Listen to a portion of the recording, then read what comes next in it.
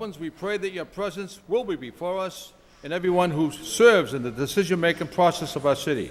We pray for direction which will lead our city to be strong and unified. May we continue the legacy of our founders. May we be granted this day the wisdom to make decisions which will be for the good of our city. We also pray for your special blessing on all those who are working to transform our city and make it a better place to live and work.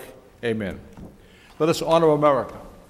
I pledge allegiance to the flag of the United States of America and to the republic for which it stands, one nation, under God, indivisible, with liberty and justice for all. Mr. Clerk, roll call, please. Mayor Caulfield. Here. Councilor Elliott. Here. Councilor Kazandrian. Here. Councilor Lenzi. Here. Councilor Martin. Here. Councilor Armand Mercia. Here. Councilor Rita Mercia. Here. Councilor Milanazzo. Here. Councilor Broderick. Here. 9 present. It is with great honor that once again we invite and have in our council chambers a person who has worked tirelessly for those in need of furniture, clothing, and so forth. And please put your hands together for Donna Honeywell from the Lowell Wish Project, who's doing a magnificent job. Thank you, Mayor. As we close up Hunger Homeless Month in the city of Lowell, I thought it would be a nice time to stop by and say thank you to the city. If you recall, about a year ago, you actually visited the Wish Project and deemed that November 4th would be Lowell Wish Day forevermore, so I thought I'd stop by and remind you. And we did have Blanket the Valley again last weekend. We collected 1,600 blankets. Many of you may know that the Lowell Wish Project Furniture Bank actually provides more than 26,000 clients with more than $1 million in value of free goods. This is helping our most desperately poor people that are being referred through all the homeless shelters. What you may not know is that through all of that, we actually saved 580 tons of bulky waste from going into the landfill and actually saved the city about 1% in tipping fees, or about $69,000 in tipping fees. So we'd like to feel that we're a partner to the city in many ways, not just helping your needy people. Helping the environment is helping the people. We have, however, been hit by considerable funding cuts. We've lost all of our state funding and some of our federal, and next week is our big fundraiser for the year, which is Winter Wishes. All of you counselors have received invitations. I hope these look familiar. And we invite you all and anyone who's listening to come to Mount Pleasant Golf Course next Thursday night from 6 to 9. It is a comedy auction show, and it will be quite a lot of fun. So I just wanted to say thank you. If you want any information, anyone who's listening or any of you, about what goods we accept a wide variety of goods, from major appliances, minor appliances, furniture, clothing, baby gear, just about everything other than food. We're the goods bank for the city of Lowell. Please check out our website, www.thewishproject.org, or you can reach us at 978-441-WISH. Thank you. Donna, before you leave the podium, what impressed me immensely, and my colleagues as well, that building is how many square feet? How many 13,000 square feet. 13,000 square feet, and it's filled in 4 days, and it's emptied again in 2 days. Yep. That's amazing, and that's done every single week. And you're reaching out and helping hundreds upon hundreds of families. That's more than 1,000 clients a month. And the mayor and the city council, the Lynch administration, and the people of the city want to thank you for your great work. You're doing the work of the Lord. God bless you. Thank you. Thank you very much.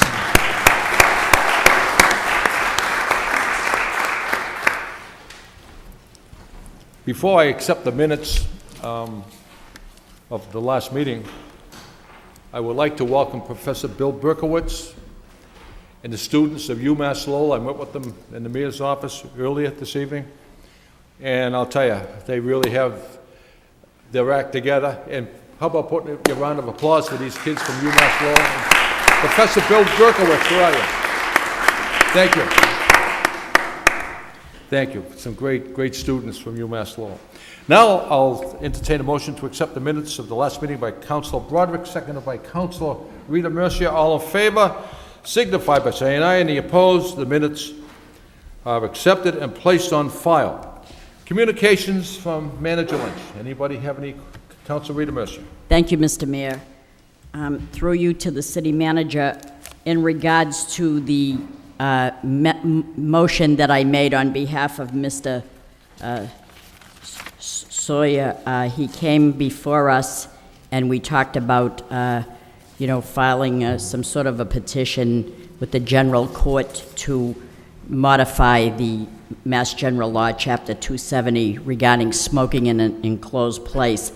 And I did receive a communication from the law department thanking you, Christine, for the motion, which we got a response that we wouldn't have to involve the general court, but we could do it at the discretion of our local Board of Health. So having said that, is there some sort of a method of doing that?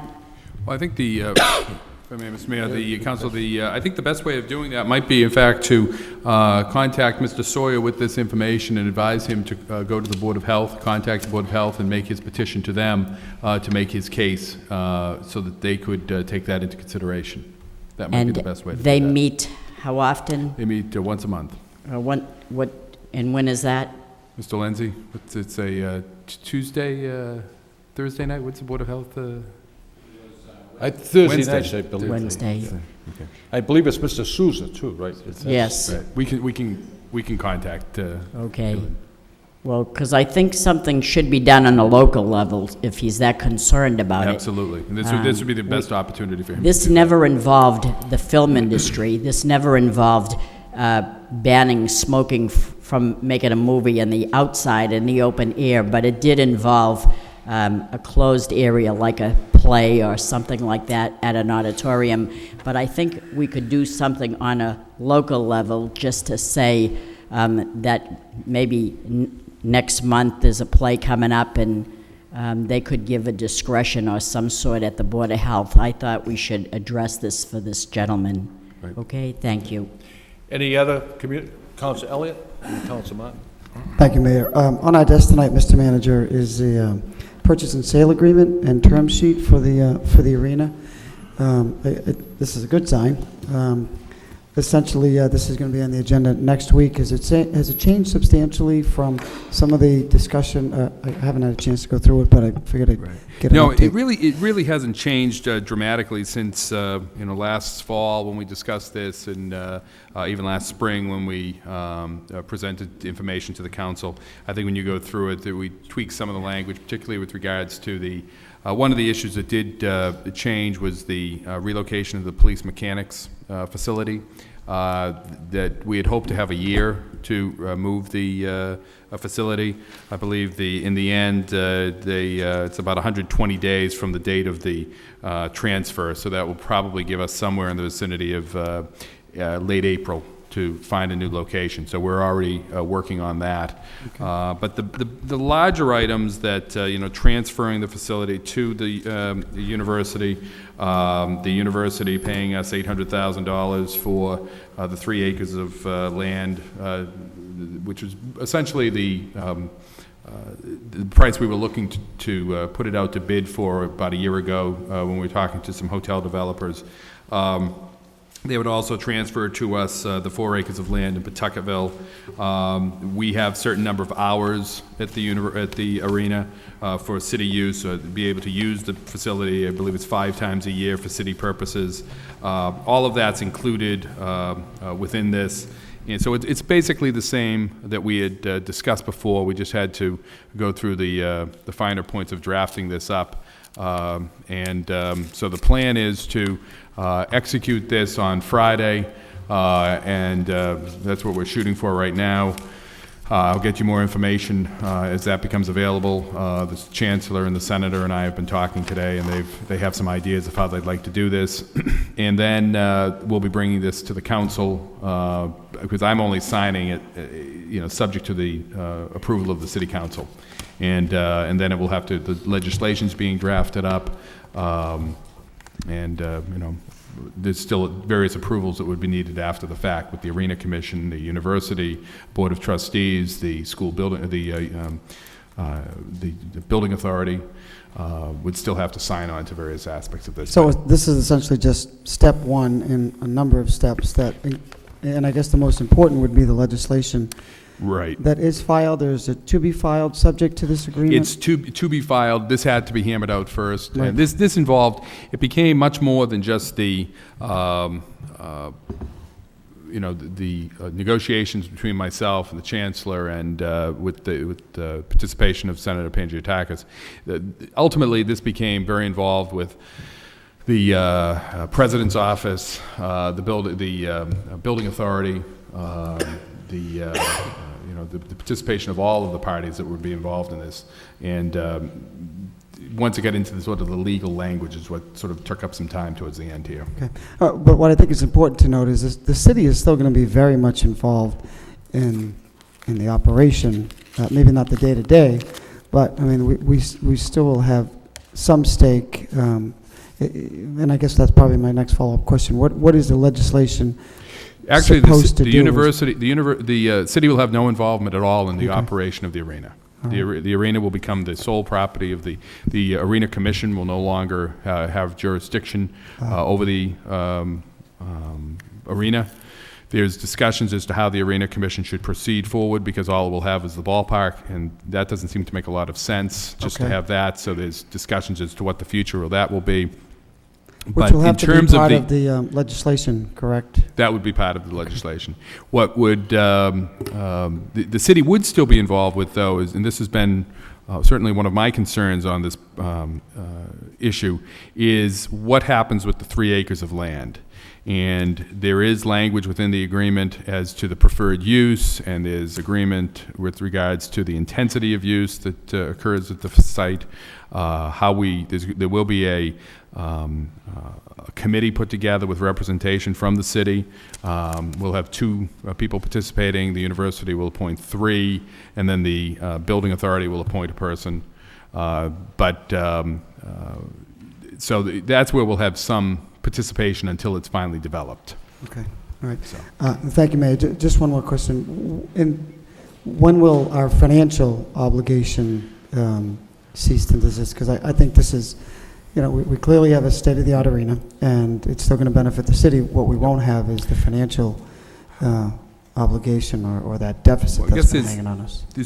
There's a couple aspects to that. We'll still have financial obligations moving forward for the next 10 years with regards to the debt that's owed. So there will, for the next 10 years, still be a budgeted item for arena debt service.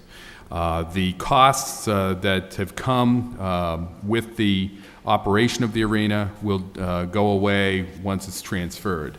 I will say that I had an Arena Commission meeting today that important progress has been made over the last several months with the bringing down the cost of operating the arena. Substantial cuts have been made there. We also have seen an increase in the revenue by booking it more. So the efforts that we've made over the last couple of years of really holding SMG's feet to the fire have paid off. So while there's still costs that the city is bearing, progress has been made, and so I think things are turning around for the arena in many respects, and which is advantageous for the university, because the university is going to be putting a substantial amount of money into the arena. The plan is to put $5 million into that facility. So, but you'll see the operational costs come off the budget when the transfer occurs, which we anticipate will happen in January. And what's left on the note, that 10-year note? About $2.5 million, I believe it is. Will we be trying to reduce that note with the proceeds, this $800,000, or you haven't gotten to that yet? We haven't really come up with a plan yet of how we would do that, but Right. Thank you for there indulging may me. be limits on whether we can make advance payments on that. I would think there probably are, but there's other ways you could do that. You could set the money aside and draw it down over a period of time.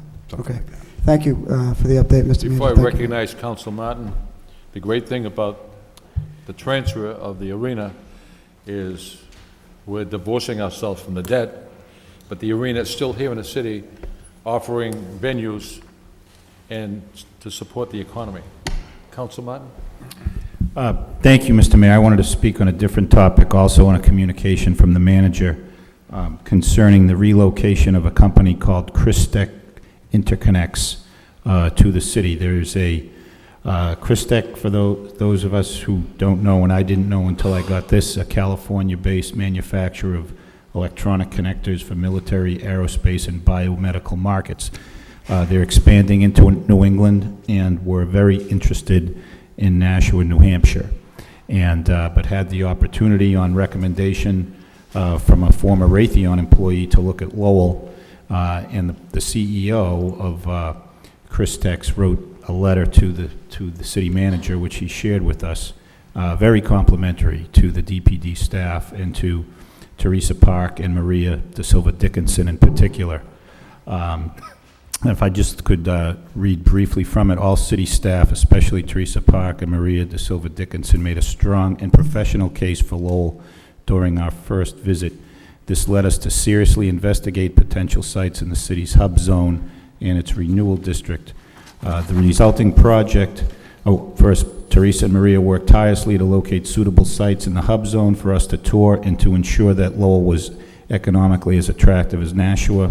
The resulting project will include a $100,000 plus investment to a mill building on Lawrence Street, I suspect in a mill yard where I used to play and get in trouble when I was a kid, and will ultimately be 40 or 50 jobs here in the city once they expand into New England. So this is, I think, in the course of the campaign, a lot of us have been speaking about the attractiveness of Lowell as a place to do business, and I've been one of those people, and I think, when you go around the state, you hear great things about our planning and development office, and this is the type of thing, working with business to find a suitable site that's an underutilized mill area over on Lawrence Street, and it's going to be put to good use thanks to the hard work and dedicated professional staff that we have in the DPD office. So congratulations, Mr. Manager. I know Mr. Bakey is here, and I know he does a good job, but these are great employees that we have working for the city and working to make it a better place. So good work by all. Lowell is moving forward. Councilor Kazanjian? Thank you, Mayor. Going back to the arena. Mr. Manager, do we have a closing date on that? Do we know that yet?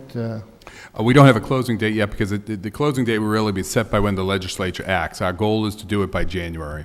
Okay, by this January, we should be finalized the plan. and give it to the university? That's correct. Okay.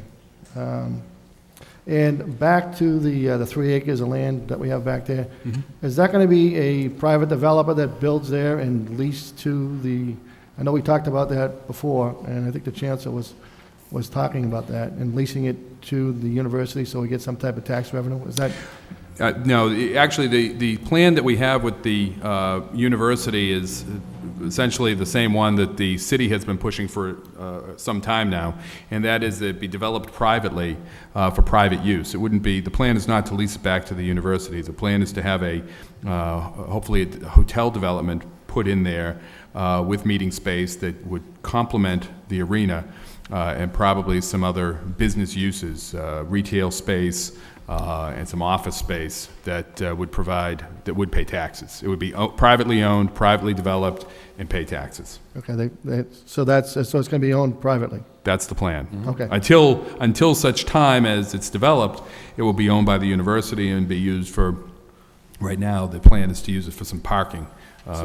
So there's language in this purchase and sale that states that once somebody develops that, it's going to be a private developer that develops the property? That's the intent, yes. Okay. That's detailed out of how it's to be done. All right, great, thanks. Councilor Milonazo, then Councilor Elliott. Thank you. If I may, just sorry, to one further, and that was the sticking point, if you will. I won't say that the university objected, but that was our major priority that in our discussions with the university, to insist that property become a tax generator and economic development project for the city, and that it not be used for anything but that. Obviously, we can't dictate that when the market's going to be right to have that occur, but that's the intent. Right, I thought the chancellor was on board with that from square one anyways, yeah. The chancellor has been supportive of that, but we wanted to make sure there was language in the purchase and sale agreement that really spoke to that issue to ensure that that's what happened. Yeah, and yeah, like I said, I didn't think think he had any problem with it.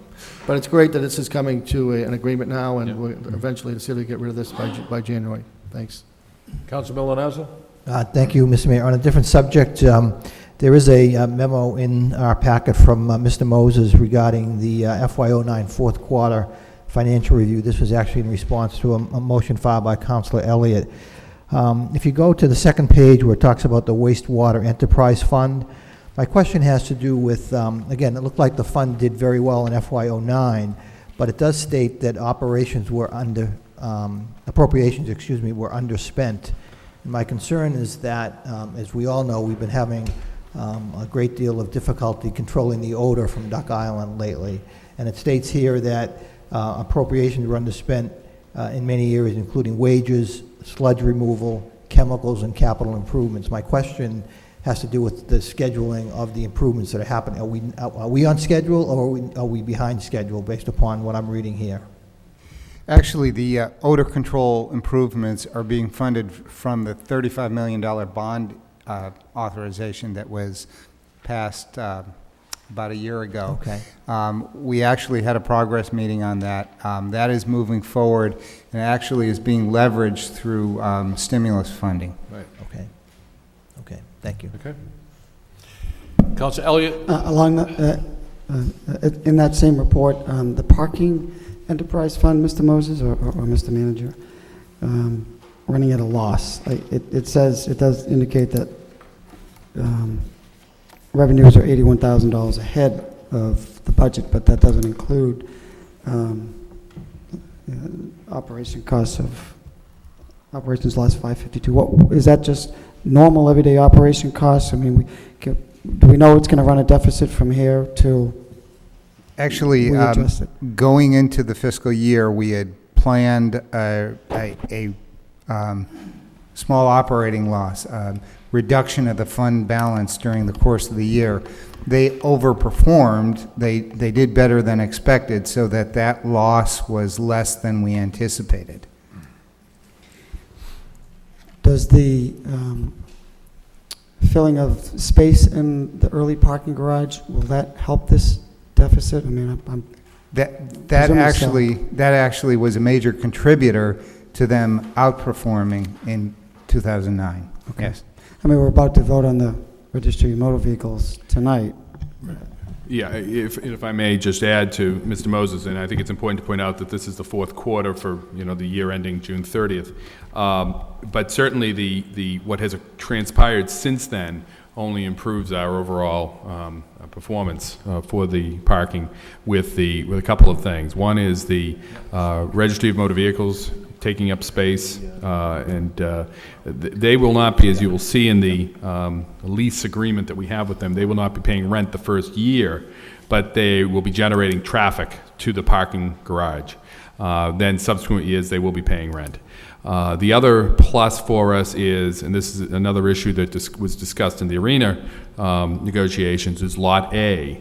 Lot A now is almost totally, that will be retained by the city, and that is almost entirely booked up by the Tremont Place project, the Jean d'Arc Credit Union, and that will bring in additional revenue for the parking enterprise that was not anticipated in the budget at that time. That lot was used for hockey games and arena events. Is that no longer going to take place? Nope. Because that was a significant source of revenue, wasn't it, Mr. Manager? I remember you making a point. It was, and again, that was a topic of discussion. It will still be utilized for events, nighttime events, weekend events at the arena, but during the day, when it was normally empty, it will now be used by the Tremont Place and by some people from Wanna-Lancet that will be renting space there. Thank you. Council Lindsay? Thank you, Mr. Mayor. Councilor Mercier asked about the meetings for the Board of Health, and said, Mr. Lindsay, when are those meetings? I have 2 more months left here, Mr. Lynch. Certainly, Councilor. Oh, thank you. Are there any other requests? I do have I'm one sorry, go question ahead. that kind of bothered me this week, and I would be protective of any of my colleagues, and that was the subpoena that I read about in the Lowell Sun. And my question is how that subpoena would get to a Lowell Sun reporter. Once again, you know, we've talked about communication several times, but, you know, personally, I have to find out about it from the Lowell Sun again. Can you just answer that question about how the subpoena would get into the hands of a Lowell Sun reporter? I really don't know, Counselor. I have, you know, we received it here in the Law Department. It was circulated to the various departments that were, for which records were sought. And unfortunately, there's no control over how those, what people do with the documents once they see them like that. I just think that, you know, something like that is very personal and very, you know, and should not be, I don't know how it got out there, but Yeah. I certainly had no knowledge of it, and again, I would be protective of any of my colleagues, and I think it's unfortunate, but I was going to save that comment for the motions later on, but I think it's important enough to mention during communications. Okay. One more request, Counselor? One more, Mr. Mayor, thank you. Mr. Manager, we received a letter, I think we all received a letter, and it's addressed to you, regarding the Lowell Regional Wastewater Utility, and it's requiring a filed sub-bid, and regarding Methuen Construction. And the letter cites that the higher price sub-bidder in this category was chosen at a cost of $73,100. Do you know anything about it? I mean, or can you look into it? And I know there are circumstances with bids, but Right. $73,000 during these times seems significant on a bid project.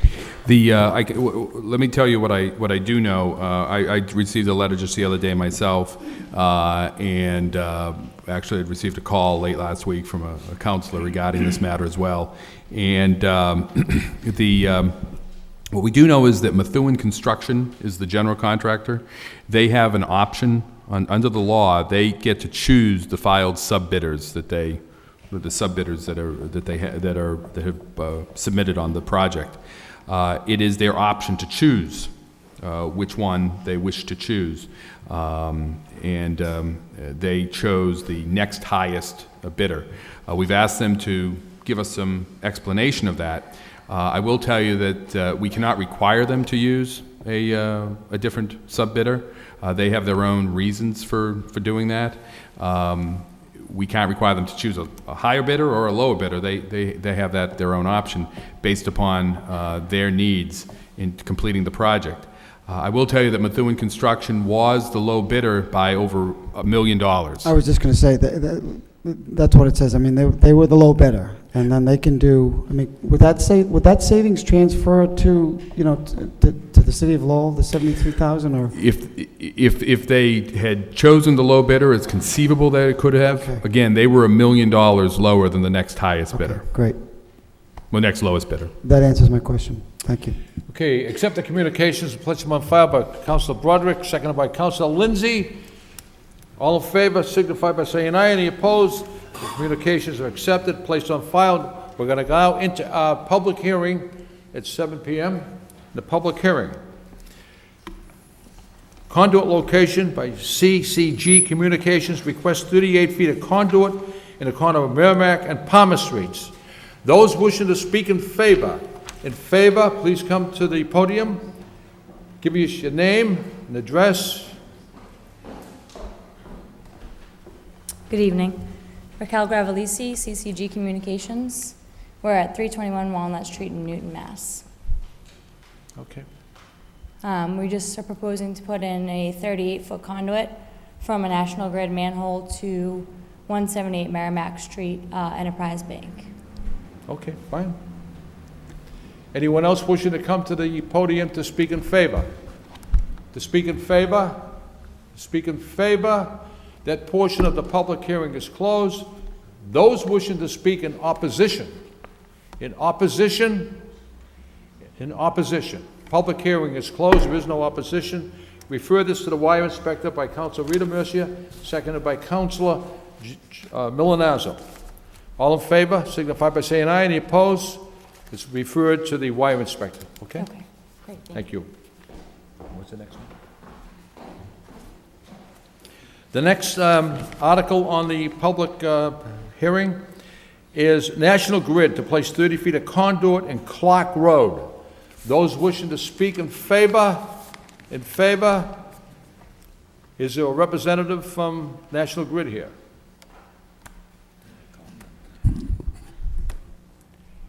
Anyone from National Grid to represent the company? Councilor Rita Messer. Perhaps we could continue on the public hearing and recess it for a week. Recess it for a week by Yes. Councilor Rita Mercer, seconded by Councilor Elliott. Let me just ask members of the council and Manager Lynch, is this a very important issue, Mr. Manager, or members of the council? It's going to go to the wire inspector anyways. Maybe we could hold the public hearing and recess it for a week till we... Okay. Those wishing to speak in favor of 30 feet of conduit in Clark Road. In favor? In favor? That portion of the public hearing is closed. Those wishing to speak in opposition? In opposition? There is no opposition. Public hearing is closed. Recess for a week. Recess for a week. Thank you. We'll be going to the wire inspector anyways. Thank you. Okay. Communications from the manager. There was one request for one employee for out-of-state travel. Any questions or debate on that particular issue? If none, Move roll approval. call. Mayor Caulfield. Yes. Councilor Elliott. Yes. Councilor Kazanjian. Yes. Councilor Lenzi. Yes. Councilor Martin. Yes. Councilor Arman Mercia. Councilor Rita Mercia. Yes. Councilor Milonazo. Yes. Councilor Broderick. Yes. 9 yeas. We have the list of people? I don't know who that is. Excuse me for 1 second.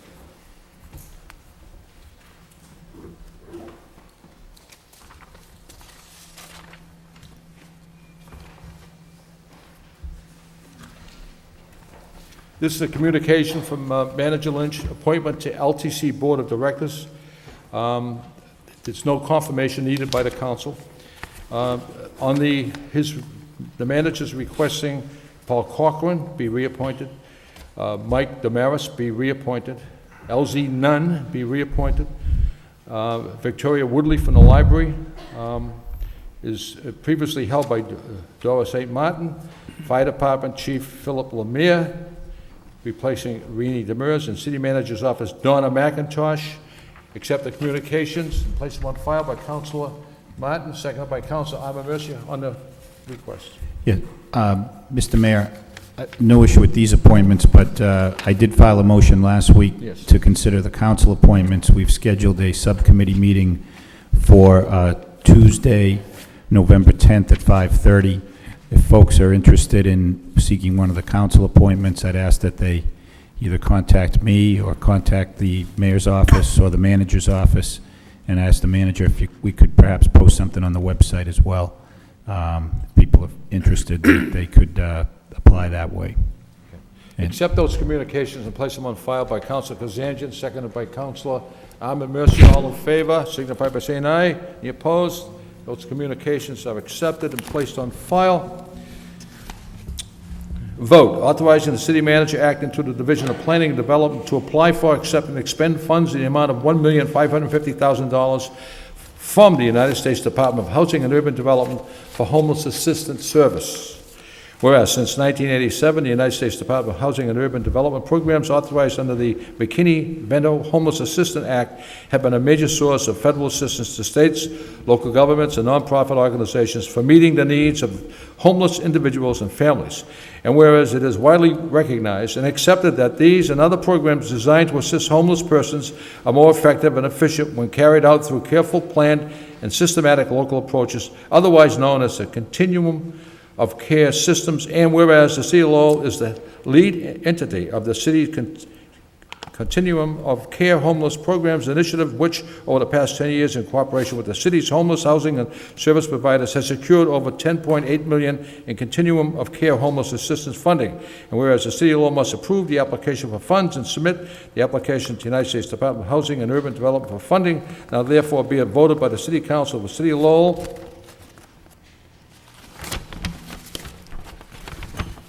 that the city manager, on behalf of the City of Lowell and acting through the Division of Planning and Development, is hereby authorized to apply for, accept, and expend funds in the amount of $1,550,000 from the United States Department of Housing and Urban Development for homeless assistance service. Be it further voted that the city manager acting through the Division of Planning and Development being hereby is authorized and directed to take the necessary actions to fully implement the planning and execution of various projects, programs pursuant to and in conformity with McKinney-Vento Homeless Assistance Act, and is further authorized to execute on behalf of the city of Lowell any and all documents as may be required in connection with the aforesaid application. Second reading by title. Vote authorizing the city manager acting through the Division of Planning and Development to apply for, accept, and expend funds in the amount of $1,550,000 from the United States Department of Housing and Urban Development for the homeless assistance services. Any questions on this request? If not, roll call. Mayor Caulfield. Yes. Councilor Elliott. Yes. Councilor Kazanjian. Yes. Councilor Lenzi. Yes. Councilor Martin. Yes. Councilor Arman Mercia. Yes. Councilor Rita Mercia. Yes. Councilor Milonazo. Yes. Councilor Broderick. Yes. 9 yeas. Vote authorizing the city manager acting through the Division of Planning and Development to apply for, accept, and expend a grant in the amount of $200,000 from the Massachusetts Department of Housing and Community Development under the CDBG Neighborhood Stabilization Program Demolition Program. Whereas the Commonwealth of Massachusetts Department of Housing and Community Development has made available grant funds for stabilization of neighborhoods significantly impacted by foreclosures and property abandonment. And whereas the City of Lowell desires to apply for, accept, and expend funds from the Commonwealth Department of Housing and Community Development to support demolition activity that will eliminate blight and help stabilize neighborhoods. Now therefore be it voted by the City Council of the City of Lowell that the city manager acting through the Division of Planning and Development be and is hereby authorized in the name of the City of Lowell to apply for, accept, and expend a grant in the amount of $200,000 from the Massachusetts Department of Housing and Community Development under the CDBG Neighborhood Stabilization Program Demolition Program.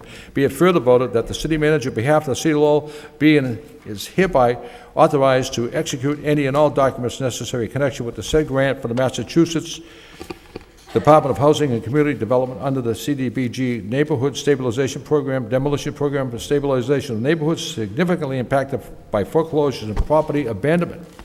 Second reading by title. Authorizing the city manager, acting through the Division of Planning and Development, to apply for, accept, and expand a grant in the amount of $200,000 from the Massachusetts Department of Housing and Community Development under the CDBG Neighborhood Stabilization Program, Demolition Program. Any questions from the council? Move approval. Move approved by Council Rita Mercia, seconded by Council Milonazo on the vote. Thank you, Mr. Mayor. Through you to the city manager, I think this is a step in the right direction. As you recall, Mr. Manager, we have the Foreclosure Prevention Task Force that now meets monthly. And I was just wondering, Mr. Manager, if you could assign someone to that task force. The person that was representing the planning office actually retired, and we haven't had a city representative for the last three months. So Okay, we can do that, Councilor. Okay. Any other questions? Move approval by Council Rita Mercia, second by Council Milonazo. Roll call. Mayor Caulfield. Yes. Councilor Elliott. Yes. Councilor Kazanjian. Yes. Councilor Lenzi. Yes. Councilor Martin. Yes. Councilor Arman Mercia. Yes. Councilor Rita Mercia. Yes. Councilor Milonazo. Yes. Councilor Broderick. Yes. 9 yeas. I took one out of sequence, so Council Mercia was looking at me. So. Vote authorizing the city manager on behalf of the City of Lowell to enter into a lease agreement with the Commonwealth of Massachusetts, acting by and through the Commissioner's Division of Capital Asset Management and Maintenance, DCAM of the Executive Office for Administration of Finance, on behalf of the user agency Registry of Motor Vehicles for property located at 77 Middlesex Street in Lowell. Whereas the Registry of Motor Vehicles is desirous of renting approximately 6,348 USF of office and customer service space located at 77 Middlesex Street, Lowell, Mass. And whereas the lease agreement with the Commonwealth of Massachusetts, acting by and through the Commissioner of its Division of Capital Asset Management and Maintenance, DCAM, of the Executive Office for Administration and Finance, on behalf of the user agency Registry of Motor Vehicles, is for 10-year period. Motion to waive the full reading by Council Milonazo, seconded by Council Rita Mercia. All in favor of waiving the full reading signify by saying aye. Any opposed? Full reading's been waived. Second reading by title. Vote authorizing the city manager on behalf of the city of Lowell to enter a lease agreement with the Commonwealth of Massachusetts, acting by and through the Commissioner of its Division of Capital Assets Management Maintenance, DCAM, of the Executive Office of Administration and Finance, on behalf of the user agency Registry of Motor Vehicles for property located 77 Middlesex Street in Lowell. Mr. Manager, was that square feet that they were talking about here? 6,340? Yes, it is. Square feet, okay. What is the, yes, Council Rita Mercier. Thank you, Mr. Mayor. We're voting on this tonight, right? That's correct.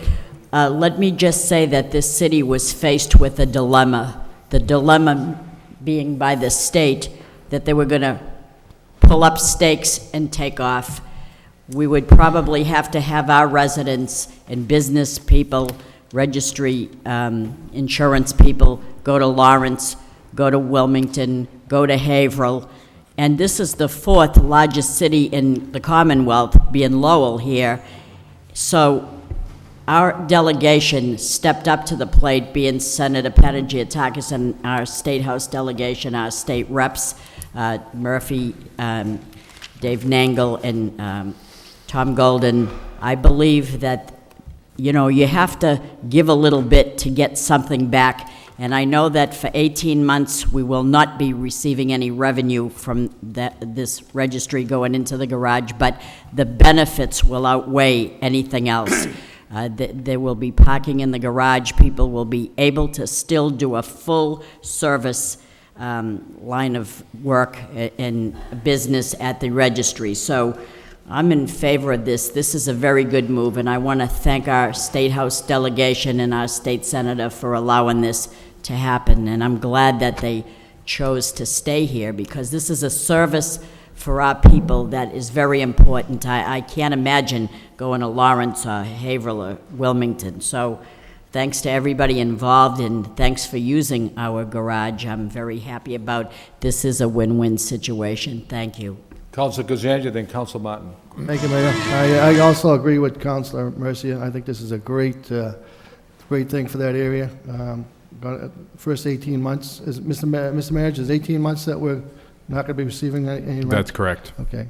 But we're going to be receiving rent from, some type of revenue coming from the parking garage. That's correct. I also want to thank Senator Panagiotakis, Senator State Rep Golden, Nangle, and Murphy with their hard work. I know this was come to fruition for their hard work, and as we all know, it was going to leave this area, and we'd all have to go to Lawrence. So I just want to thank them for making this happen. Thank you. Councilor Martin? Thank you, Mr. Mayor. This is very good work by the State House delegation, and I too am appreciative of their efforts. So a good save at the last minute, because I think this was, for all intents and purposes, gone. But I do think the city deserves some of the credit there too. I think having a facility like this that we could use, and Mr. Manager, you, the DPD staff, the parking director, being responsive, I think helped a lot too. So I think there's a lot of good work that's gone into this. But I did have a question. I read through this lease, and the question I had was about parking, because there is a section in here about reserved spaces for the Registry of Motor Vehicles. There's a reference to a plan, then there's a rider that deletes the reference to the plan, and a place that says no spaces. So as I read this, there's no reserved spaces. Is that true, or am I missing something here? Well, Councilor, I'm going to ask, Adam Bakey has really done yeoman's work on this, and when I was approached, or when we learned that the registry was going to be leaving the city, I was contacted by Senator Panagiotakis asking if there was any place he wanted to see if we could save a registry here in the city, and asked if there was any municipal space that we could put the registry. A couple of communities, they've put it in their city hall or put it in some other, and of course I immediately thought of our garage. And so we reached out, we had Adam do some work on this, Mr. Bakey do some work on this, and we had the registrar up here a couple days later, and then it became, they were very impressed with the site and very interested in keeping a full service registry here. Mr. Bakey handled the, all of the communication, the negotiations. So I want to thank Mr. Bakey for his work, and I want to turn the question over to Mr. Bakey. Thank you. Good evening, everybody. The way parking is being handled, there are no reserved spaces. The lease document is a standard DCAM lease that they use for all transactions of this type across the Commonwealth. They then attach a rider that creates the amendments to it. So it has a standard reference to parking that is, if you're in a strip mall or something like that, certain spaces within the parking lot are designated for the user. In our case, there are no spaces designated for them. However, they will receive 14 pass cards for employee use as part of the agreement, which is fairly consistent with what the other tenants are receiving. It's a little larger, but fairly consistent. On the flip side, they're going to have an estimated 170,000 vehicles parking in the garage for their customers. And if each one of those puts $1 or $2 into the parking garage to pay for that parking, the revenue to the city will be very significant as a result of this lease. And that is clearly one of the reasons why it was very attractive to the city fiscally to take this on, even with the provision that we would provide them with the 18 months at no cost up front. And the basis for that is that the only way they were able to retain a presence in Lowell at all, because they had no appropriation for a Lowell facility, was if the facility in Lowell had no rent cost associated with it. But again, the city sees the return based on the parking revenues. Thank you. Council Lindsay? Thank you, Mr. Mayor. Yeah, I think this is a terrific move, and this is the way it was planned when we talked about Garcia Brogan's coming in and to be bringing 500 people plus down into that area to not just park, but patronize the businesses in that area and to build on that base. So this is an excellent move, and I'd like to congratulate everybody that was involved, Senator Pangiatakis, Senator Rep. Golden, Murphy, and I know that Rep. Dave Nangle is especially diligent on this matter. So great move. We continue to build positive things in this jam plan area, and just another good thing to see. Council Milonazo, Council Elliott, then Council Brown. Thank you, Mr. Mayor. It is a very good move. As Council Rita Mercia said, it really is a win-win. And the state delegation did get involved very early on when we heard that the registry would be closing. And again, the city, through the Planning and Development Office, did a very good job. I have a comment and then a question. The comment has to do with the improvements. Again, I just want my colleagues to be aware that we're actually taking care of all of the improvements to the space. Correct? That is correct. That's fine, which is fine, and I'm okay with that. I just wanted to make sure that my colleagues were aware of that as well. The second thing, it came up at a meeting last night where a couple of the business owners along Middlesex Street were talking about parking and the fact that the registry is going there and the pressure that might put on their businesses. And there is what I would call an ancillary lot across the street from 50 Middlesex Street. It's my understanding it's owned by the city, but I don't know that firsthand. So I guess I would just offer that as something that we should look at for the businesses in the area that may feel the pressure from the early garage. Again, it is a win-win, but again, from the standpoint of making sure that their customers also have parking, whether or not that surface lot across from 50 Middlesex Street is something that we can make available. Okay. Actually, Councilor, we are looking. I've spoken with Chuck Carney about this. That I think that earlier this year, when Middlesex came back with more students, the university had their move downtown and took up a number of spaces at the Lower Locks Garage. It became, in all of the activity that we see happening in the jam area, it became clear to us that, it's a good thing we built that parking garage. It's a good thing it's nice to see all this activity taking place, but we are going to have to start to look forward to making arrangements for additional parking, either down at the Davidson lot or certainly in that area of the jam area. So we are looking at some different surface options, and I believe that's one of those, and I will follow up with Chuck Carney and Mr. Bakey to see about some of those possibilities. Okay. Who is Council Elliott? And then Thank you, Mayor. I was actually going to ask some of the question that Council Milonazo did on page 10, actually page 11 of the lease, landlord improvements. what is that cost going to be? I understand it, and I do think it's a good thing that we are going to have some activity or a tenant, a good tenant for quite some time in there. I can understand us for giving 18 months of rent. What is the cost to outfit that space, Mr. Manager? Because it's very clear that the landlord, i.e. the city, is responsible for all of those costs. Mr. Paky? One of the things we've negotiated with the registry is that both parties agree to work to have that cost essentially be $75 a square foot. And what that does for us, the original bonding for the parking garage, we had included in that budget money that would be spent to improve the retail, the commercial space, the leasable space in the building. We now have all of the tenants locked up, and the money we still have available from that budget will cover that cost for us. So there won't be any need based on that. If the registry's expectation level remains at that level and we can deliver with construction bids at that price, there won't be any need for any additional appropriation for that. And the lease also includes that the city is responsible for the working drawings? Yeah, we already have the design team that we had engaged for to design the building in the beginning. Their contract actually includes the design of whatever tenant fit out the city was going to be responsible for. So they're already under contract. They're actually already working the drawings, the conceptual drawings of the registry space that accompany this lease were actually prepared by our designers. And again, there's no additional preparation needed for that either. Do we have an idea of what that cost is going to be at this point to outfit? Well, again, it's built in. It's the cost for the construction work will be $75 a square foot. Okay. That's really where we're looking for that. Okay. And the design cost is already built into the contract. All right. Thank you. Council Broderick?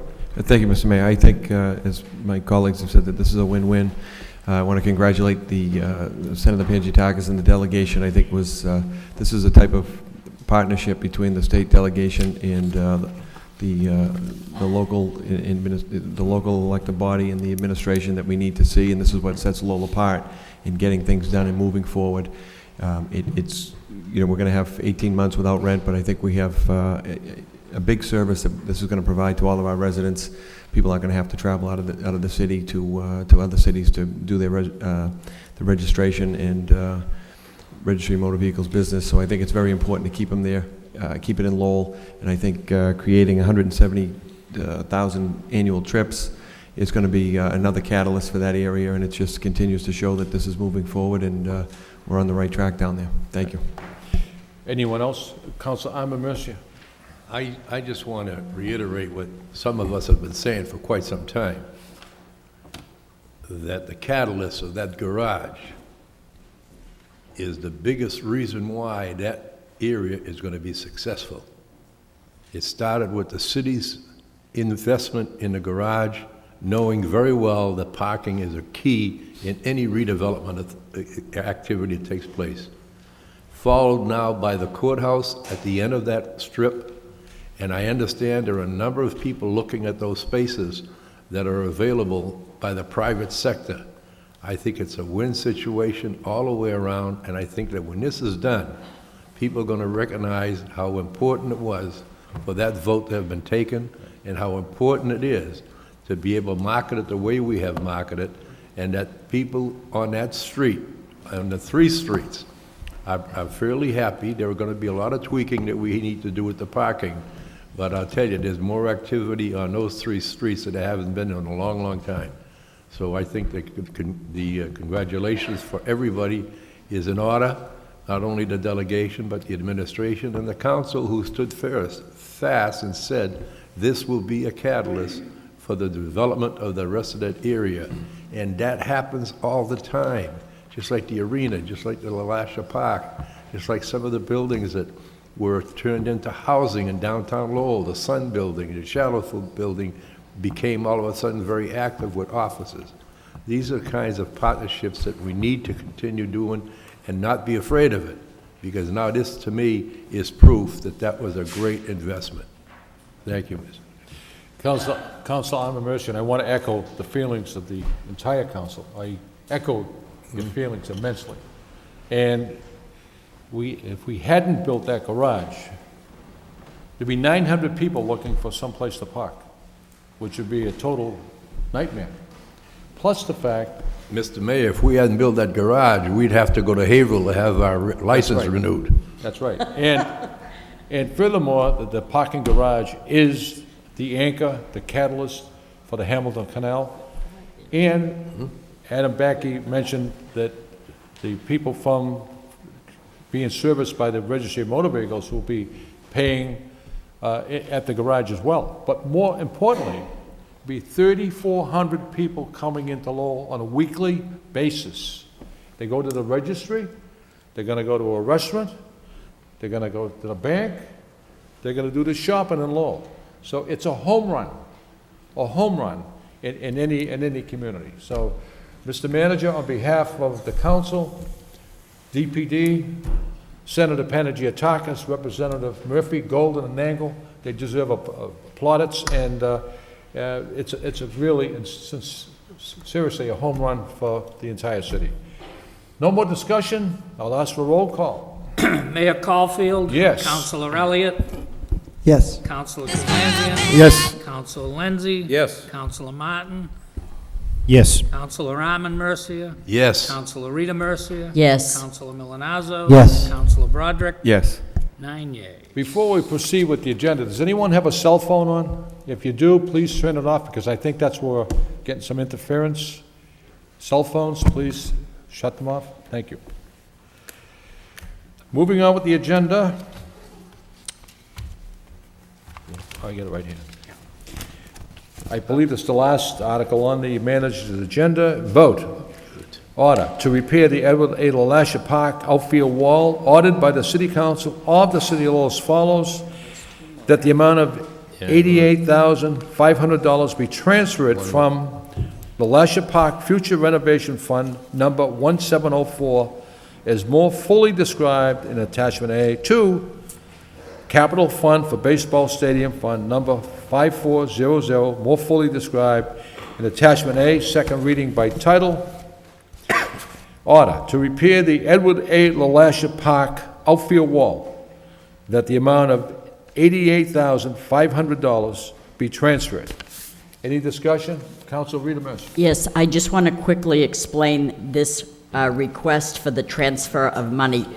It seems like the money went into a capital fund for savings and is going out to another fund to spend the money. $88,500. Nobody really wants to spend this money, but we are the landlord, and we have to repair and make safe and make do that which we own. But the balance in there is approximately $210,000, which the $40,000 each year was going into that fund. So it's not like we didn't have the money and we have to repair that which we own as the landlord. It's as simple as that. And even though I hate to spend the money, we have to, and so I support that. Councilor Kazanjian and Councilor. Thank you, Mayor. Just a couple of questions. I think it's coming from the lead itself in LTC. I think it's in the lead itself. It's not any of our cell phones. I believe it's coming from the main. I have a chance, I'll go in and check it. But I was going to get up and dance. Okay. I think it's every time Councilor Thank you. Kazanjian speaks. We're repairing a wall. What are we actually going to do to the wall? The wall is plywood, applied plywood, and so there are a number of them that have deteriorated over the last 10 years, and so basically it's going to be taking the plywood down and replacing. This is obviously it's high-grade plywood. It has to then be painted, and that's the estimate that we have from the architect that has done the work on this. Obviously, it will be put out to bid as well. Are there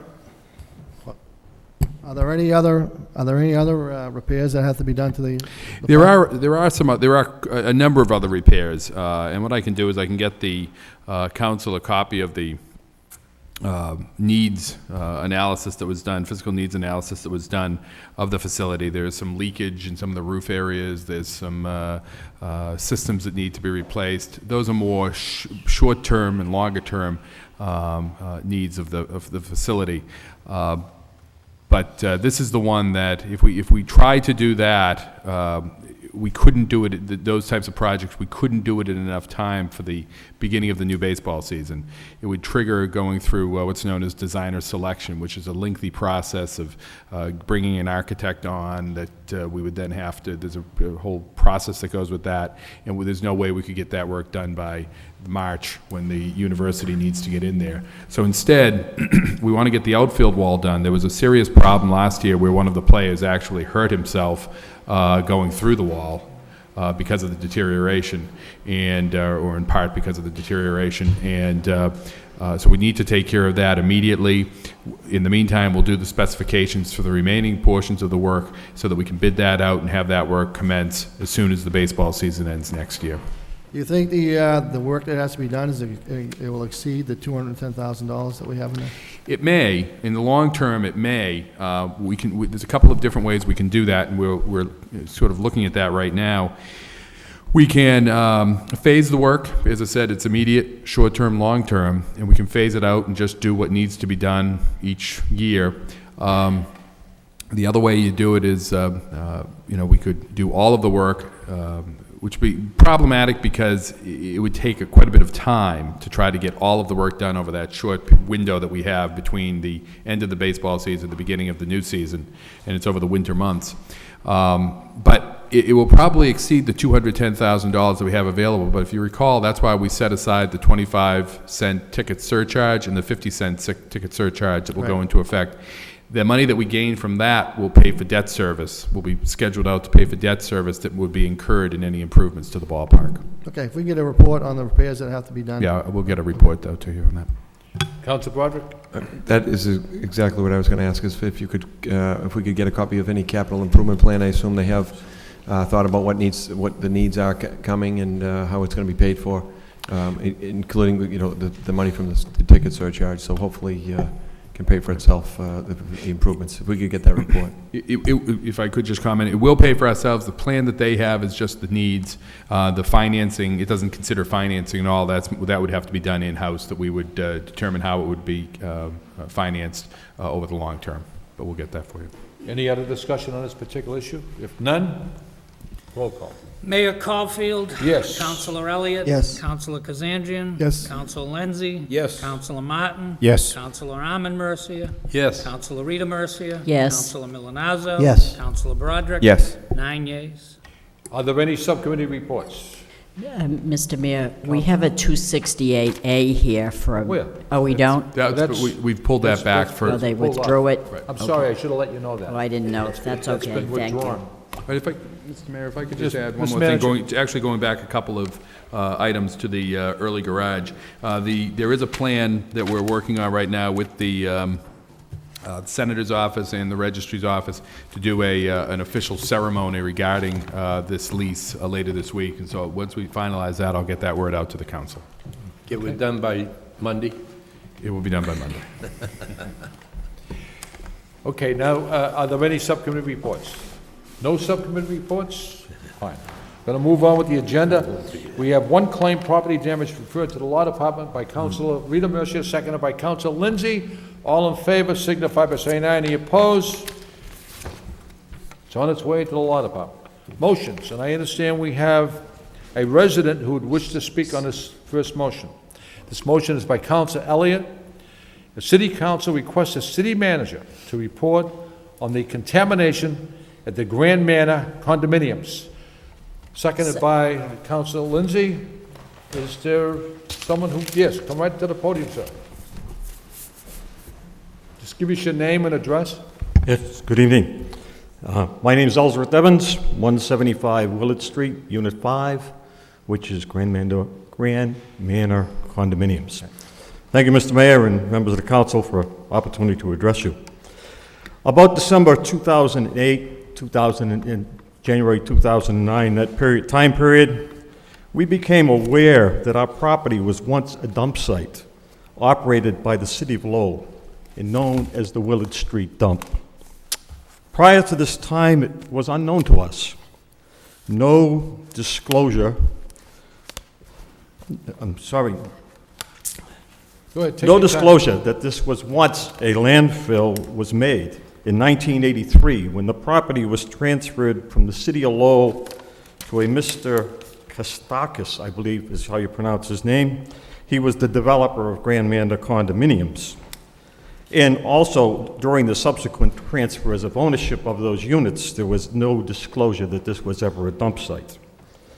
Our immediate concern is to find out what the extent of contamination is over the entire property and what type of remediation will be required.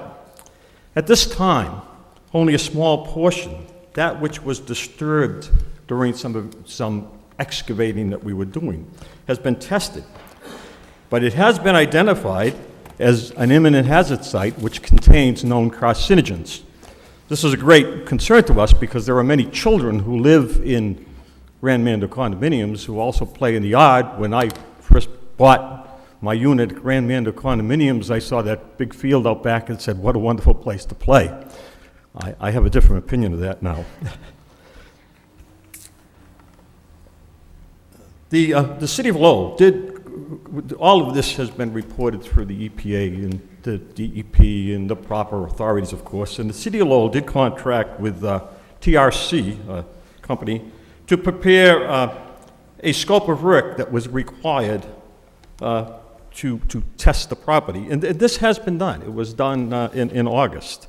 Our representative, Mr. Roth, has been trying to contact Mr. Eric Siegel. I understand he's the lawyer who has been assigned this case by the city. We would like to contact him and arrange a meeting where we can discuss the plans and a schedule to move ahead. He has been trying to do this since August unsuccessfully. Our purpose for being here, and there was myself as well as several other of the residents of Grand Manda are here. Grand Manda are here. You can identify yourselves, please. Our purpose for being here is to ask for your assistance in getting this process started. At this time, we can't sell our property or obtain any kind of financing using the property as collateral. And to date, we have expended $37,000 of our own funds trying to solve this problem. As a result of this, we no longer have the funds even to take care of necessary repairs. Needless to say, this is a great burden and a great hardship on people that are already struggling financially. In addition to all of that, we also have problems now with the land sinking and shifting as a result of the fact that this was at one time a dump site, and we actually are facing structural problems with our decks in our parking lot. There's little doubt that this property was polluted by the City of Lowell, and we would like to work with the city to remediate it as quickly as possible without resorting to litigation. And we ask for your help in resolving this matter. Thank you for your time. Thank you, sir. Thank you. Councilor Elliott on the motion. Well, I think the speaker summed up the essence of the issue. Wondering if Mr. Manager and the law department could give us a report as to where we're at and what we can do to help these folks. I don't know if there are grants available. I don't know, if we go through the Environmental Protection Agency to come up with some source of funding for the remediation, or where we stand in general. Clearly, there are a number of kids that live over on Willard Street in the condominium complex. The residents are concerned, they're troubled, and I think they're looking to us for help. I did see, it was an article on Channel 5, pardon me, about the former use and it being the Willard Street dump.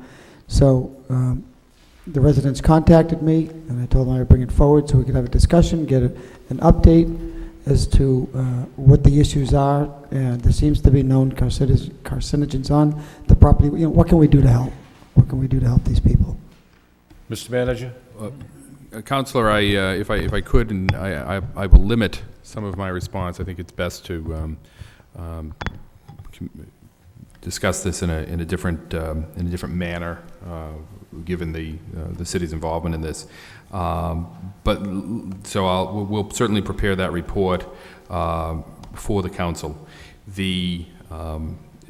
We have been trying to work. We did, as the speaker mentioned, we did hire TRC to go in and do some work. I know that Mr. Slagle has been doing quite a bit of work on this. I will find out what the current status is, and we'll include that. Certainly, we want to, help these residents and help. Certainly, if the city of Lowell is responsible for something that happened on this property, even if it did, some 20, 30, 40, 50 years ago, we want to find out what it is, and we want to do the right thing by them. We also obviously want to do the right thing by all of the citizens of the city with regards to the overall city involvement with this. So I think it's best for us to get that report for you, to bring you up to speed on where we are with this. And in fact, I want to say that we did provide a report to you a couple of weeks ago on this. So we'll. In your communication, we'll pull that back out and see. I know that there was something, but we'll get a more detailed report for the council as well. Mr. Parker, I know he didn't register. He's been the individual sort of leading the effort. I don't know if you wanted to elaborate on anything that has been said, or if you're satisfied with. Could we have your name and address, please, for the record? Go right into the microphone. Keith Parker, 175 Willard Street, Unit 26. Just since we became knowledgeable of, the contamination on the property, we've been very concerned, not only of, how much it's going to cost to clean up the property, but also, the health of the kids who play around the property. And right now we only have a very small portion of the area contained, if you will, that's been declared, because we've only had a small portion of the site tested. And in August, TRC did propose to the city, the costs and the approximately of what the steps that would need to be taken and how much it would cost.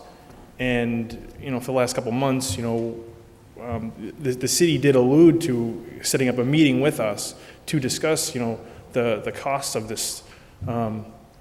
And this, we really want to, have a meeting with the city and discuss, what the time frame is, because if any of you saw that, the news report, I'm living on that contaminated property. I look out my door and it's covered with plastic, and there's a fence outside my door that says keep out. So I can't even go to my utility closet. But, since it's a fire issue with the, with the fire escape, they had to keep it accessible for us. If it wasn't a fire hazard, we wouldn't be able to go out my door in that particular area. So, we're just really concerned, and, we kind of feel like we're stuck, really. I do. So, I appreciate it. Mr. Manager? I do know, I did speak with the other department that's involved in this, beyond the law department, is planning and development, and looking to see what type of funding might be available for grants, and trying to locate some funds to move forward with some additional steps now. And we're doing quite a bit of research, if you can imagine this. The documents on this go back, to the sale, go back some 26 years. The discussions regarding the use of the property go back some 50 or 60 years, and we're trying to pull together all of the documents that we have here in the city that may relate to that. And unfortunately, when you go back that far, it becomes a challenge to find all that documentation. But that's what we do have people working on that right now. Okay, that's good. That's good. We, we did find the news articles, and in the news articles, it does allude to it being an operated municipal dump, and the State Department at one point had come into this area and said, declared it maintained unsanitarily, and at that point in time, the State Department didn't have any authority to,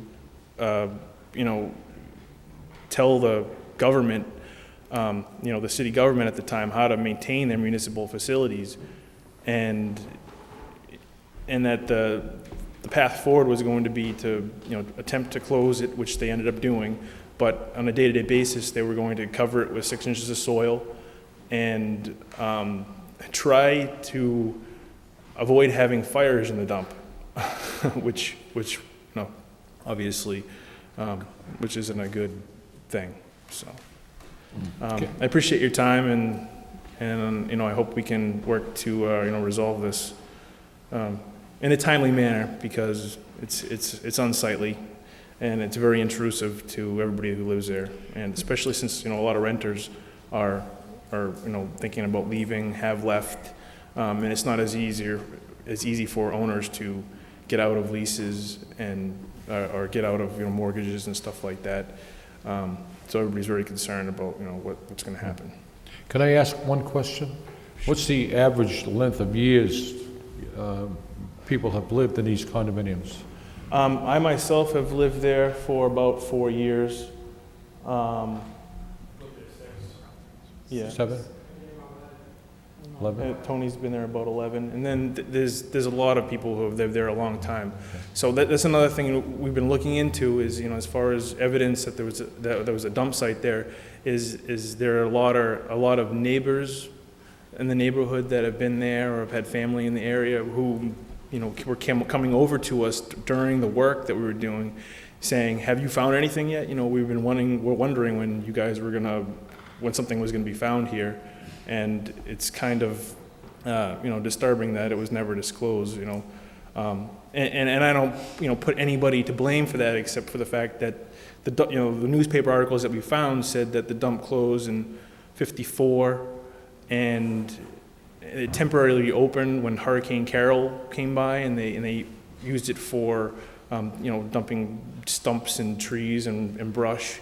And then, really not sure what happened for 30 years until the city of Lowell sold it to Mr. Anthony Kostakis to develop the property, with no disclosure of what it had been, 30 years prior.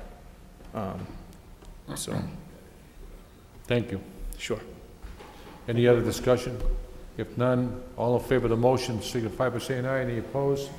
The motion carries. The next motion on the agenda is by Councilor Elliott. City Council requests the city manager to report on the property valuations for fiscal year 2009, seconded by Councilor Rita Mercier. I believe we have a resident who would like to speak on this motion. Mr. Murphy? Patrick Murphy, 33 Ellsworth Street. And I'm not singling out this motion in particular, but I think I think what I'm speaking about is germane to a lot of different motions from now until really the council decides to take up this particular item. We know with what the state's $600 million deficit that cuts to local aid are coming, and yet this city is ill prepared to meet even its original budget, much less absorb these less impending losses. Of course, the council cannot be blamed for the broad economic trends of which we find ourselves now a part. But what policymakers can control is how a city responds to given circumstances. Early this summer, the council approved a supposedly balanced budget with nearly $500,000 in revenue. Mr. Murphy, you have to This has nothing to do with it. You have to stay to the motion that's before you. Well, I think it is germane to the motion. Well, you just can't start, This is germane to the motion because if you had the budget revenue now available that was approved in this budget, you wouldn't have to have the backdoor tax of raising property valuations to be able to meet what has not been brought forward by the council. So I think it's entirely germane to the discussion. I think it's entirely germane to any number of expenditure motions that come before this council. The motion is to report on the property valuations for 2009. That's the motion. Yes. Right. And so I think that if with the property valuation, if you didn't have to raise more revenue because you approved certain items in the budget, then, you wouldn't have this backdoor tax, really. Mr. Murphy, local aid, we were cut $14 million in local aid from the state of Massachusetts. And I think this council, this manager, has gone above and beyond to address our budgetary concerns. I'm not talking about the manager. I'm talking about the city council and what it hasn't brought up yet. For the last quarter, we have been losing money because the city council hasn't brought up this measure to address what is now a budget deficit, a real budget deficit. Did you hear what I said? Mr. We Mayor. had to cut $14 million out of our budget because of local aid cuts. Can I speak on my motion? I don't see how that's relevant to what I'm discussing. Well, continue, Mr. I Murphy. speak on 'cause- my motion? Yes, Mr. Council Elliott.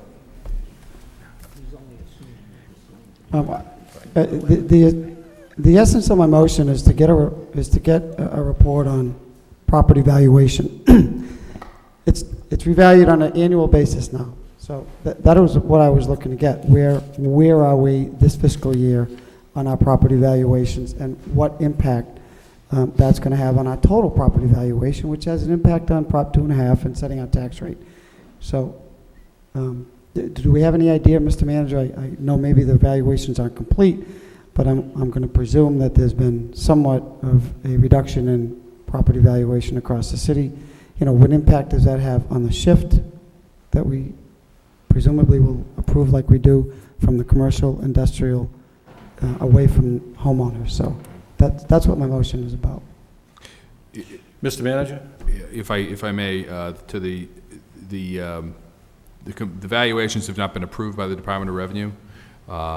They are currently before them, and we expect that, as always, they'll be received probably in the next 2 to 3 weeks. But there has been a drop-off in values.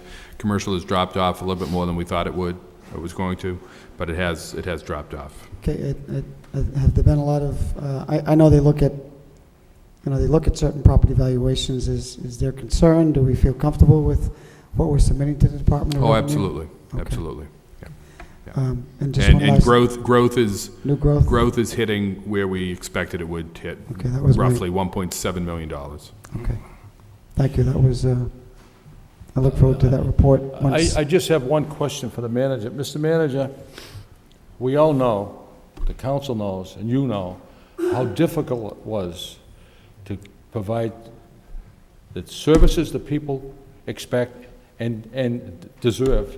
And we had to cut $14 million out of our budget, $8 million in the school department, $6.5 million on the city side of government. And we already know there are cuts coming from the state, more cuts. So we already know we're in a fiscal dilemma. And I hope that answers your question, Mr. Murphy. No, it doesn't. Because the question is, when are you going to take up the discussion of the meals tax, which was included in the budget? You're off. You have to discuss what's before you. It's entirely Promotion. germane to everything No. that's being discussed here. No. Well, if not now, when? We've already lost. Councilor Mercier. We've already lost I'd just like to suggest that, $100,000. with all due respect to Mr. Murphy, who I respect his family, I respect him, this is an effort to politicize this meeting in anticipation of Tuesday's vote. As far as I'm concerned, it's exactly what it is. I have one question. During the budget hearings, when it was very important to have all these things brought out, was Mr. Murphy in attendance? I don't know. Was you here during the budget deliberations? No, I was at a wedding, Well, then you a would have family found. wedding. Well, then you would have found out what I told you last night, that the meals tax was included in the budget in anticipation of it getting passed without any guarantees that it would be. Well, I said that I last have a night, but question you then. weren't here. I'm saying if you'd have been at the budget hearing, you would have heard. In fact, I think it was Councilor Elliott says, this does not mean we're passing a meals tax. It only means he's including it as part of the budget process with the hope that down the road it'll pass. There's been no guarantees of that at all. I really believe, Mr. Murphy, you're taking advantage of a podium for public service that is to your benefit, and I don't appreciate this at all from a man of all the respect that I have for. Thank you, Mr. Mayor. Thank you, Councilor Mercia. All in favor of the motion signify by saying aye. Any opposed? The motion carries. We're moving on with the next motion. Motion by Councilor Milonazo. City Council requests the manager provide a complete report on the connection to the sewer line at 190 Middlesex Street, Chelmsford, including the impact on the taxpayers and the policies and procedures in place to prevent future such issues. Motion seconded by Councilor Kazanjian. On the motion, Thank you, Mr. Mayor. I want my colleagues to know, actually, all my colleagues to know that I only filed this motion after careful consideration. There was an article in the Lowell Sun last Thursday that talked about the sewer connection at 190 Chelmsford Street. And the reason for the motion is, and it's unfortunate, and it is a little uncomfortable, as I stated in the article in Saturday's paper, that it does involve a colleague, but I think that, at least speaking for myself, what I read in that article, I just need to know from the city manager, and I would think and hope that my colleagues would want to know from the city manager how something like this could happen. I also understand that there's an investigation going on in the Inspectional Services Department, so on the short term, we might not be able to get thorough information, but again, Mr. Manager, you have department head meetings on a weekly basis. You have inspectional services there, as I understand. You have public works, you have engineering. I understand that there was a sewer permit request that was denied, and there was a permit given, as I understand, and again, I could be mistaken, but the permit to open the street was granted, but then from what I read, it didn't appear that I guess I should say, because I really don't know, what actually happened when the permit to open the street, what actually took place. And did anybody from Inspectional Services or the Building Department actually go out and look at the work that was done before the street was closed? So I guess my question is, how could something like this happen? And again, there's probably other undocumented, and again, I'm not looking at anybody in particular, I promise you that, but are there other undocumented sewer connections in the city? I know we had talked years ago about, in Tingsboro, Drake, in this case Chelmsford, we weren't going to continue to do that. So I guess the reason for the motion is, how could this happen? What policies and procedures do you plan to put in place working with this council so that it doesn't happen again? And that's the gist of the motion. Councilor Cassandra? Thank you, Mayor.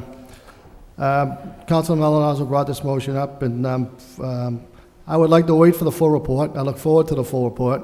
If we're going to discuss something on the basis of a news article that I feel there's a lot of inaccuracies there, I don't think that's right. So if we get a full report in front of us, I'll be more than happy to discuss it and look forward to it. Okay.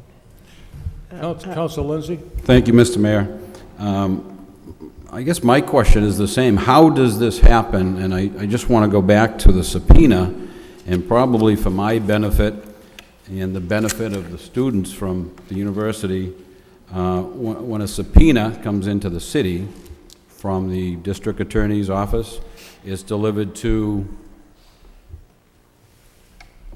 I'm not sure. The law department. The law department. And so that would be City Solicitor Christine O'Connor. Right. And I would say a subpoena is pretty much a secret document. I don't know if I'd call it a secret document, but it's a document that we didn't publicize. It came in, it was circulated to all of the departments. It asked for information. This particular subpoena asked for documentation from a dozen different offices and departments in the city. And it was sent out to all of those, maybe more. Asking them to start assembling the documentation. It was hundreds of documents that would have to be pulled together.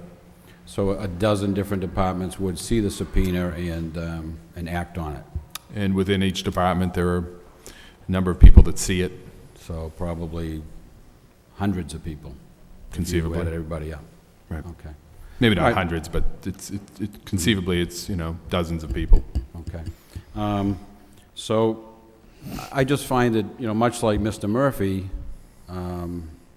the timing and the election and everything else that goes with it is kind of unfortunate for any candidate.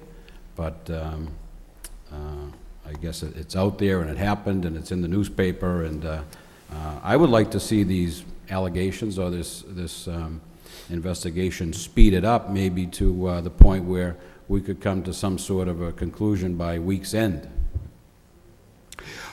It's not an investigation. There's a.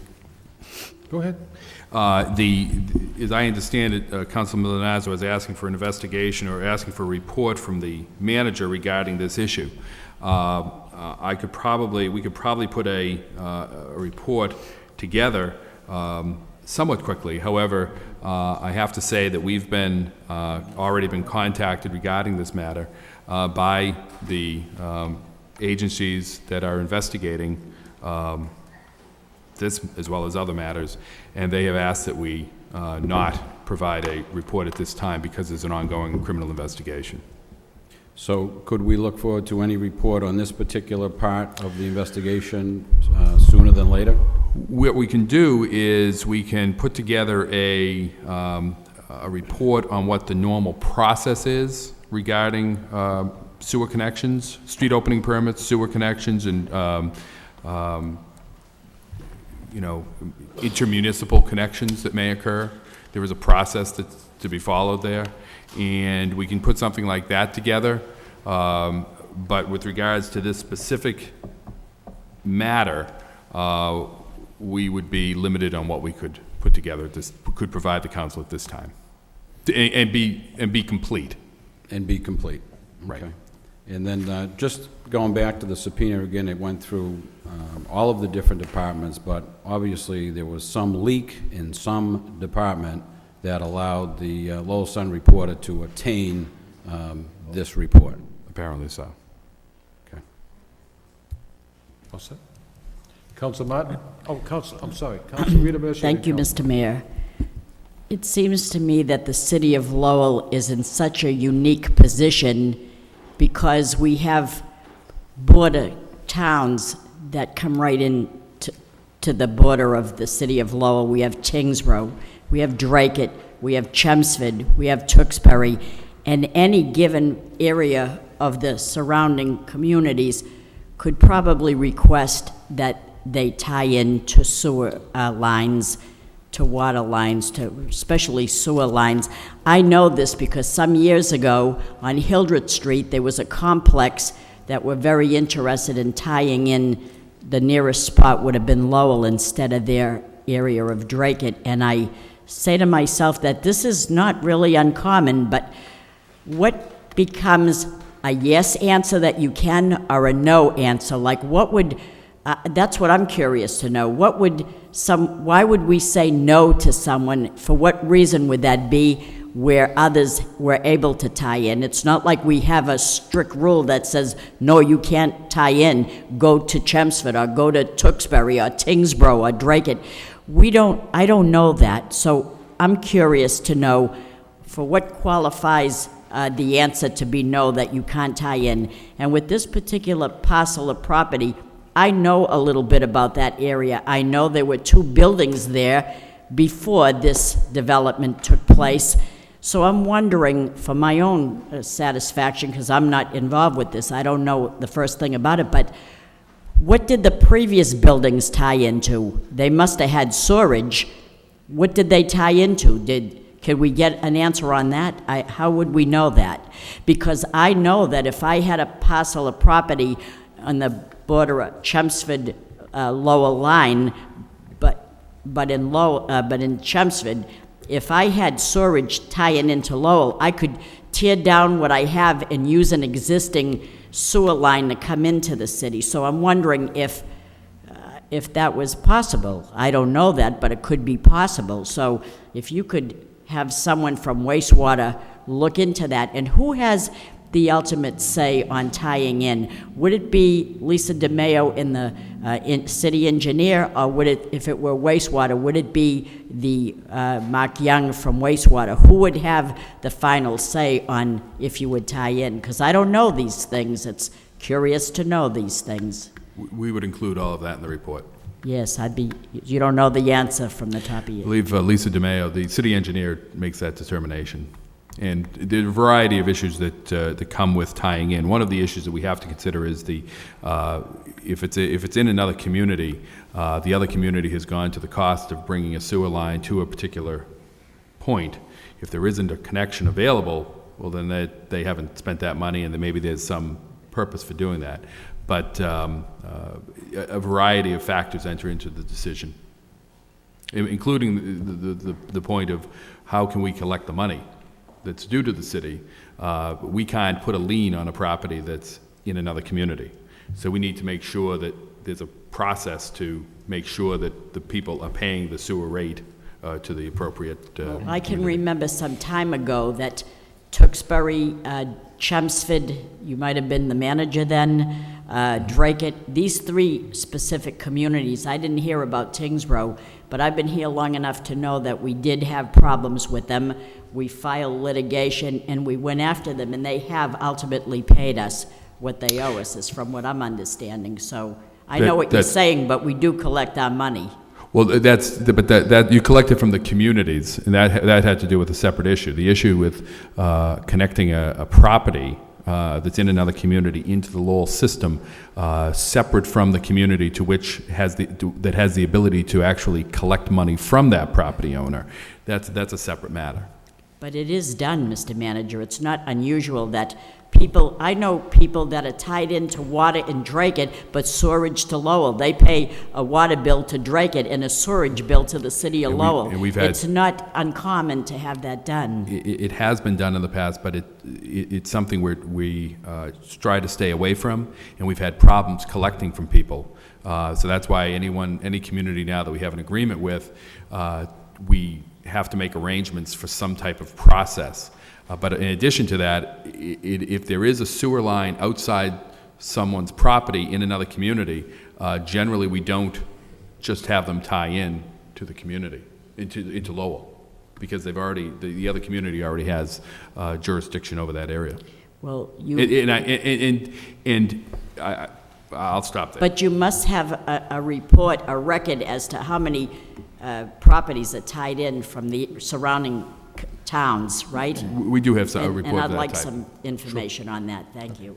Councilor Martin? Thank you, Mr. Manager. I mean, back to the motion. The motion's requesting a report. It sounds like there's support for that motion, and frankly, I'd be surprised if there weren't. I mean, there's a newspaper story with some serious allegations that, at I think a minimum, there may have been some negligence on part of city employees. All of us can appreciate that, the newspaper is not the end-all and be-all, and it doesn't always get things right. So I would look forward to getting the report. But I think the bigger issue for me is, there's been a series of problems with certain departments in the city, and I think, that call out for correction or improvement. And it's disappointing, I think, get to Councilor Lindsay's point, Mr. Manager, about,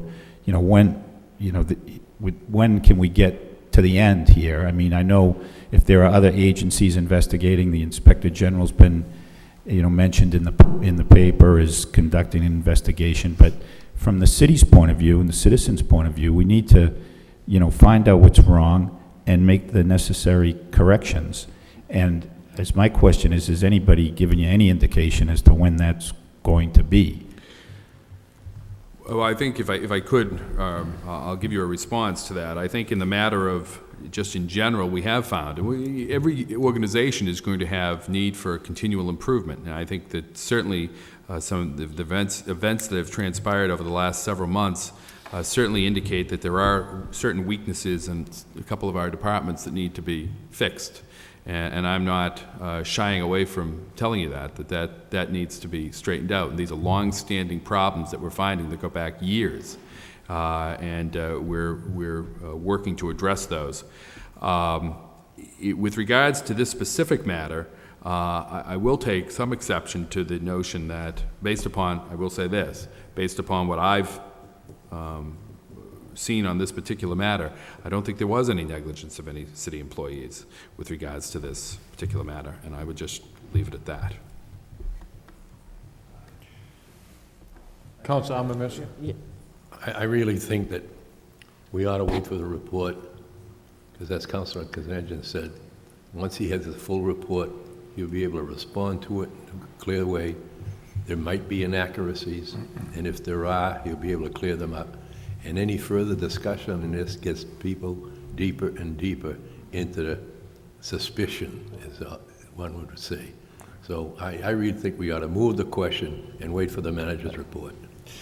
Anyone else? Councilor Lindsay? If I could just close it also, Mr. Mayor, thank you, but the previous owner was tied into the Lowell water system, in the same location that all of these allegations have been made about. I mean, this was Lowell water before. I don't know that. Well, I think the answer is yes, but, you know, again, I don't want to dwell on what this, I just think that the timing smells like the sewer plant, that's all. Before I ask for approval of the motion, I just have one question, Mr. Manager. Had they tied into the Chelmsford sewer system, would the city be receiving less money than being tied into the Lowell system? I think the answer to that is yes. So the sewerage fee in Chelmsford is a lot less than what people pay in Lowell. So include that, and please include that in the report. So, all in favor of the motion signify by saying aye. Any opposed? Motion carries. Motion by Council Rita Mercier. City Council requests the city manager to provide copies of the bylaws relative to cell towers. If they are non-extant, work to establish such regulations, clearly defining the structures that would be allowed. Also, research any such regulations in other communities. Motion seconded by Councilor Milanowski. Thank you, Mr. Mayor. It is my understanding that the issue of cell towers comes up quite frequently at a ZBA, Zoning Board of Appeals meeting, and I'm sure that we do have information on the books through ordinances that address this issue of cell towers. However, this motion is presented as a means to take another look into what we have and revisit it. There is a need, in my opinion, to tweak, to improve, and to strengthen the elements in the ordinance so as to know what we can say yes to and what we legally, on the books, can say no to. And although we do have something in place, we don't have specific rules or a set of guidelines to strengthen the ordinance.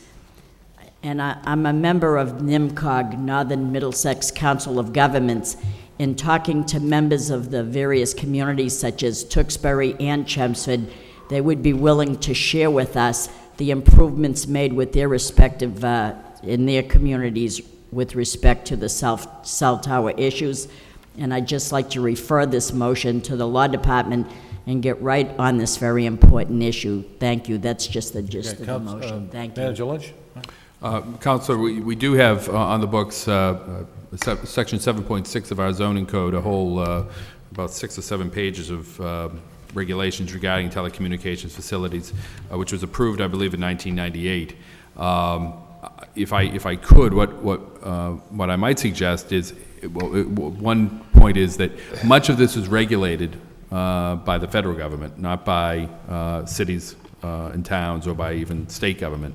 But what I might suggest is that rather it should be sent to the Law Department and maybe to the zoning subcommittee to kind of speak to some of these issues. Well, I know that it isn't, you may have 20 pages, but what I'm understanding is it's really lacking some important laws that should be included in that. That I know that Tewksbury, for example, and Chelmsford have just redone theirs again to make it a little bit more uniformed and specific. It's not specific as it may look. You may have 7 pages, you may have 27, but you don't have some things that other communities have, and I think that there should be a need to revisit it. Okay. If I well, just one question is I direct the Planning and Development Department to start researching some of this with the Law Department. Are there particular areas you'd like us to, that those communities have that we don't, that you'd like us to focus upon? You should consult with the zoning board. Okay. Tax them. Council Broderick and then Council Milonazo. Thank you, Mr. Mayor. I think this is a good motion, and I was going to recommend that maybe we send it to the zoning subcommittee and maybe air out some of this. Council Mercy, you sound like you have some legitimate, specific ideas that for changes or to see if it's included in what is and what isn't.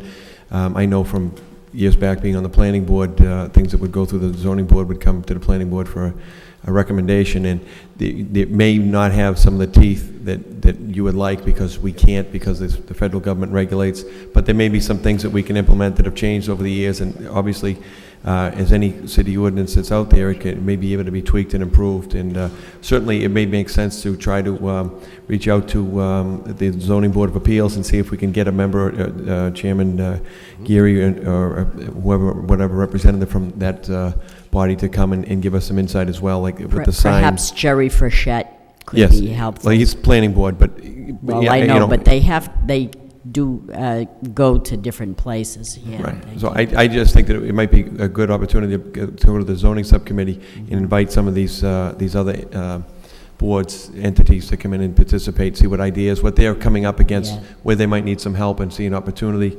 Obviously, we're going to need the solicitor's office to weigh in and tell us what we can and cannot do. I think that that may be a more fitting role for the legal department rather than coming to us with suggestions. But it's a good motion. Yes, thank you. Council Milonazo, then Council Kazanja. Thank you, Mr. Mayor. It is a good motion. If I could, Mr. Mayor, ask the solicitor a question, just so before I ask my question, it's an appropriate question. I was, as an abutter, given notice that the Zoning Board of Appeal would be hearing a cell tower petition, and they actually heard it last night, and unfortunately I couldn't be there because we had a previous engagement. But in watching the end of the meeting last night, they continued the hearing. So it's still an open hearing, and it has to do with a cell tower on a property behind my house. Can I comment on that at this particular point? In reference to Councilor Rita Mercia's motion. Right, I would not. You would not? If you're a party, party in interest and a butter, I would not. Okay. Yep. Thank you. Then I have nothing further to say. Council Kazanja.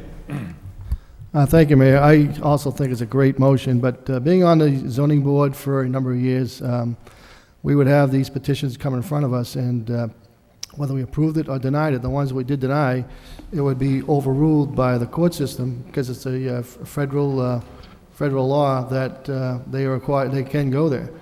We would deny them, and we were forced to bring it back to the ZBA, and we would have to vote in favor for it. So as and it happened many times, So I don't know where we can do it. Like I said, it's a federal regulation that that they can go in certain areas. Any other discussion on the motion? It is a good motion, Councilor. All in favor of the motion signify by saying aye. Any opposed? The motion carries. Does anyone have any objections with me presenting my motions from the podium? Okay. What's that? Huh? I didn't hear you that well. You say politicizing? I filed this motion, and it includes 3 properties, and I believe there's an architect here to discuss one of them, but let me present the motions. For Mayor Caulfield, request manager have inspectional services provide full report on 70 Concord Street, 278 Central Street, and 524 Central Street, and refer to Law Department, seconded by Council Rita Mercia. And I'll explain the properties. The first one is on 70 Concord. Anyone here representing that property on 70 Concord Street? It's a total disaster. And it's been sitting there too long. It's not doing anything that's productive or conducive to the neighborhood. And I've had many, many, many complaints about that address, Mr. Manager. The next address is 278 Central Street. That is the old Farragut Hotel. And that is a nightmare. So, Mr. Architect, if you'd like to come to the podium, give us your name, and let us know what you're going to do with that building. I'm David Kinsella. I'm the architect for Paul and Erin Yates, the owners. Yes. Mr. Mr. Yates was on vacation last week, and he got news on his return that his mother had passed away. So he asked me to come down kind of at last minute and give the council and the mayor, city manager an overview. This thing's been going on way too long as far as I'm concerned. I was engaged in 2006 to start the project, and I did some preliminary design work. The job went dormant for a year, and then I was re-engaged, and I proceeded to seek out zoning board approval for permission to put 12 one-bedroom apartments in there, to procure leased parking in the early garage so that we would meet the parking requirement under the Zoning Board of Appeal. That took me 2 attempts before the Zoning Board of Appeals. And then once we were done with them, we had to go, of course, to Historic. And Historic took me probably 6 months to get through approval from both Lowell's Historic District Commission and the National Parks here in Lowell. So we got all those approvals.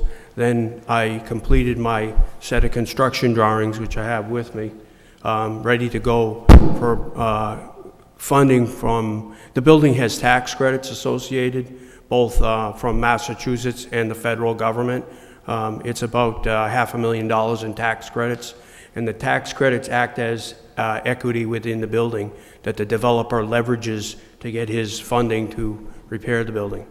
So I went to Mass Historical and made my application on time in April of this year, and I was denied any kind of funding from them.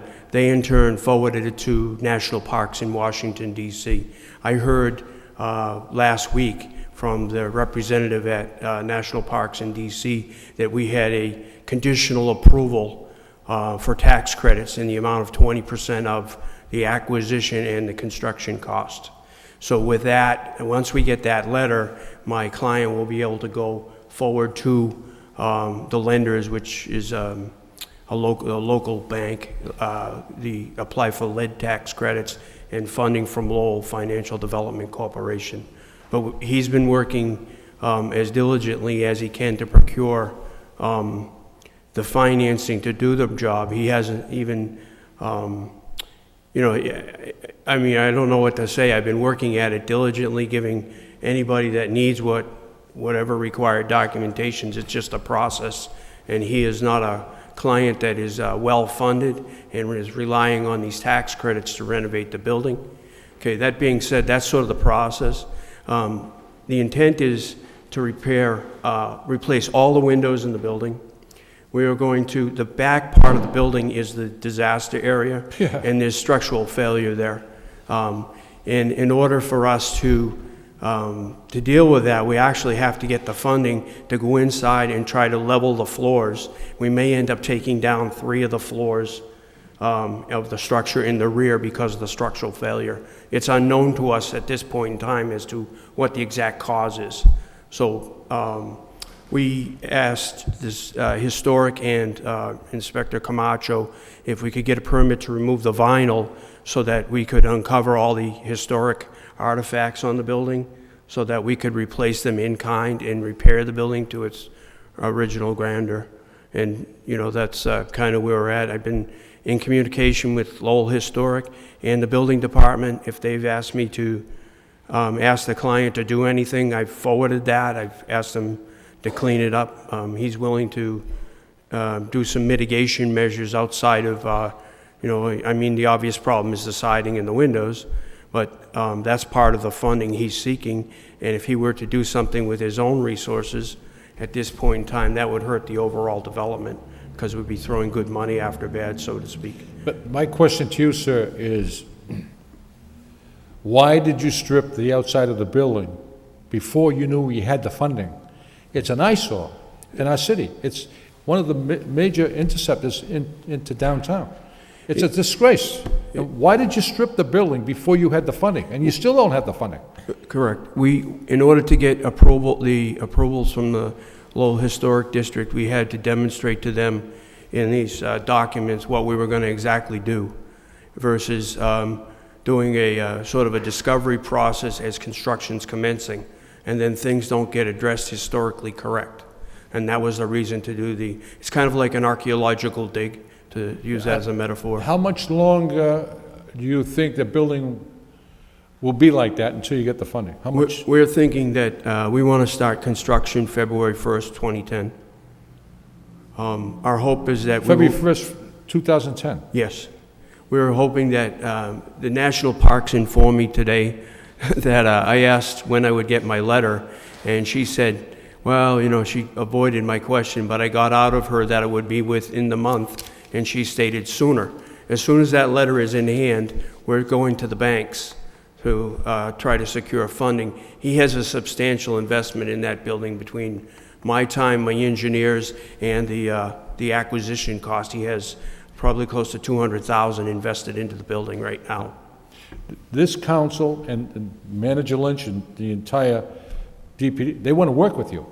Yeah, sure. But you have to realize you have to be fair with us. And that building, anyone coming into the city, visiting our city, it looks like, I can't describe it. If you read my application, Mr. Mayor, I called it a gateway building because it's one of the pillars, if you will, as you approach the downtown area of Lowell. So it's a very important building, and I think that's even more reason that we need to do it correctly. Well, Mr. Manager? Mr. Mayor, might I suggest that the architect...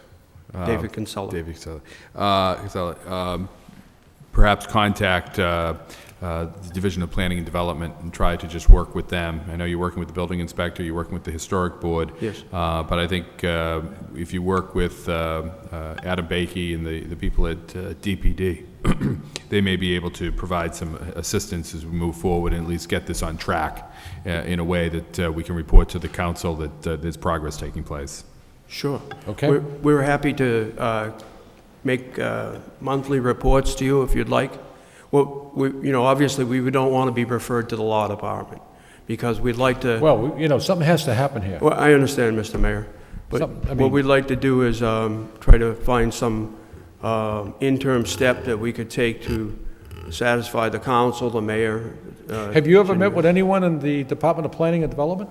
Oh, yeah. Adam is aware of the project. Steve Stoll's aware of it. I mean, they're going to bend over backwards to help you. Oh, yeah. Steve, I think I had 6 meetings with Steve before I went to the board for an approval. And I met with Chuck Parrott in National Parks probably 3 times. And they, all through the process, they were giving advice, suggesting things we should do. Basically what has happened to me at this point is I have to go take this set, which is ready to go, and I have to redesign to meet the State Historic Commission's guidelines and the federal guidelines. And I was having difficulty with communications with the state, and the Fed has been very, very helpful. I mean, she's called me back. She said, we need to do these things. You need to get these things. And I hopped right on it. I mean, within 2 weeks, she had everything she needed. I appreciate you being here, and I hope you appreciate our concern. Oh, absolutely. Lowell's my city. Councilman, you want to say something? What's that? Can't hear. Do I have my turn now? Councilman? Could you, have you been in touch with, has the historic board come down? There are minimum maintenance standards. You made some reference to the fact that you were going to try and make some interim improvements. Has the historic board weighed in on that issue at all, that failure to meet standards, or how long this has gone on without anything happening? I'm in communication with Steve Stoll probably, I'd say monthly, about this project and others I'm doing in the city. So what do they say about that? Well, when the vinyl was there, he was talking about a fine because the vinyl was peeling off the building. Probably people don't notice that because it was on the right rear side, but it was literally shedding off. And what Steve had said now is that perhaps we could get the rear cleaned up. But I think my interpretation of that is that re-siding it, but re-siding it would mean that the siding would be thrown away to make the structural repairs. And that really is what's going to make it attractive cosmetically. You'd have to have solid wood exactly. To hold on to the siding. This floor, just so you have an order of magnitude, has dropped 18 inches from in 14 feet. It's zero inside the original building, and the additions on the rear of the floor is dropped 14 to 18 inches on one level. So that's the order of magnitude. It's like a skateboard ramp. Well, the manager had a good suggestion that you work with DPD, but Right. we're not going to sit by forever. And, you know, if something doesn't happen in February 2010, I think the mayor and I and others would seriously request that the historic board consider fines for failure to maintain minimum standards, because it's just the work that was done without funding being in place it's too bad that happened, but it happened, and it's going to be incumbent upon the owner to get this moving, because it just can't stay the way it is. I couldn't agree more with you. Councilor Broderick? Thank you. We're going to move on. Go ahead. I agree that I think we ought to get the report that the motion asked for.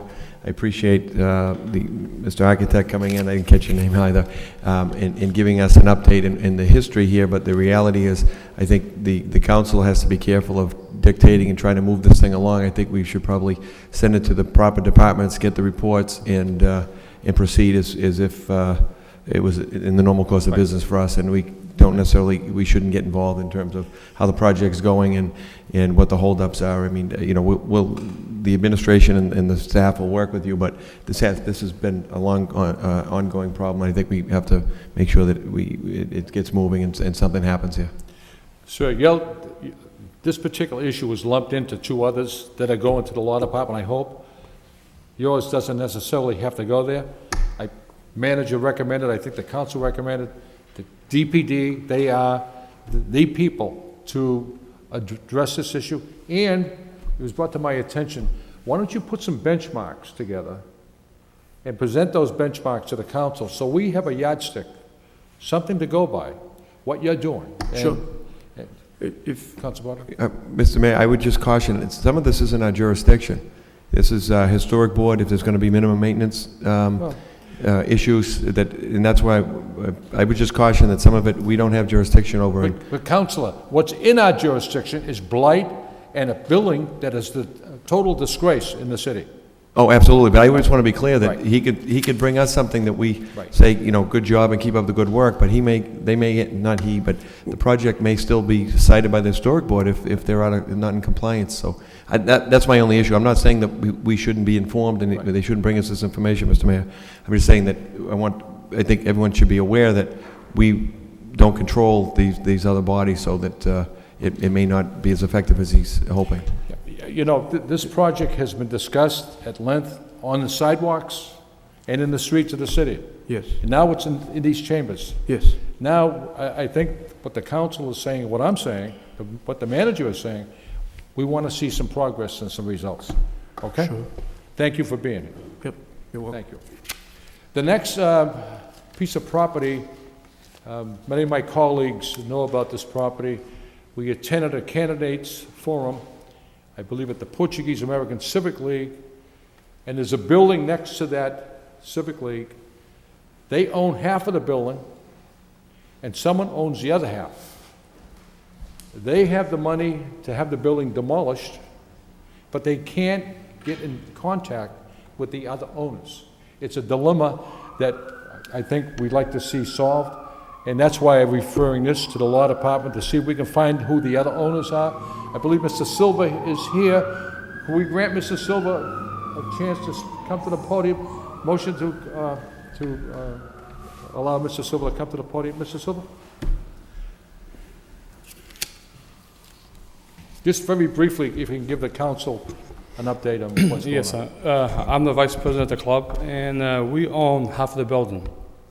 The other half is owned by, I guess, 6 or 7 brothers. One of them is a nursing home around here in Boston. Pat Wood is our attorney, and he sent him a letter, and we got a letter back from one of these lawyers in Boston. This is about 8 months ago, saying that they weren't going to do nothing about it, and they didn't want to get involved in this. So I came down and I met with inspection, Camacho 2 or 3 times. Camacho been up there too, looking at the place, and he said he was going to try and send get them into court and see what they're going to do. Either they have to fix it, because it's a hazardous. It's really hazardous. There's nothing in there. It's all burnt inside. It's a hazard. And times, people, we put some locks on the door. They open the locks and they go and they sleep there at nights. Okay, and so we just, fixed last week. I think we put a new locks, like 2 of them, both to see if they don't go in there, because we're just afraid that something's going to happen and the place is just going to burn right up. And our club is right next to, and we have a nice place, and we don't want to lose what we have. That's why I really appreciate the help from the city council. I spoke to Mr. Coffey, I spoke to Rita Mercier, and a couple others. And You spoke to everybody. To everybody, matter of fact. And we're not asking nothing from the city to help us. The only thing we want is we will pay for demolish, we will buy the property if they want to sell it. We're not asking no money from the city. We're just asking is if we can get that property so we can, clean up back Central Street. Use it as a nice parking lot. The building, you could actually justify saying it is a nuisance and a hazard to the city. Councilor Mercier, then Councilor. I might just add this point. This is a building with the 2 families side by side.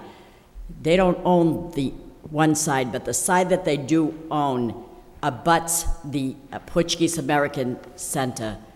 And I've never seen anything like it. These people want to be so clean that inside is probably, it should be condemned. It probably is.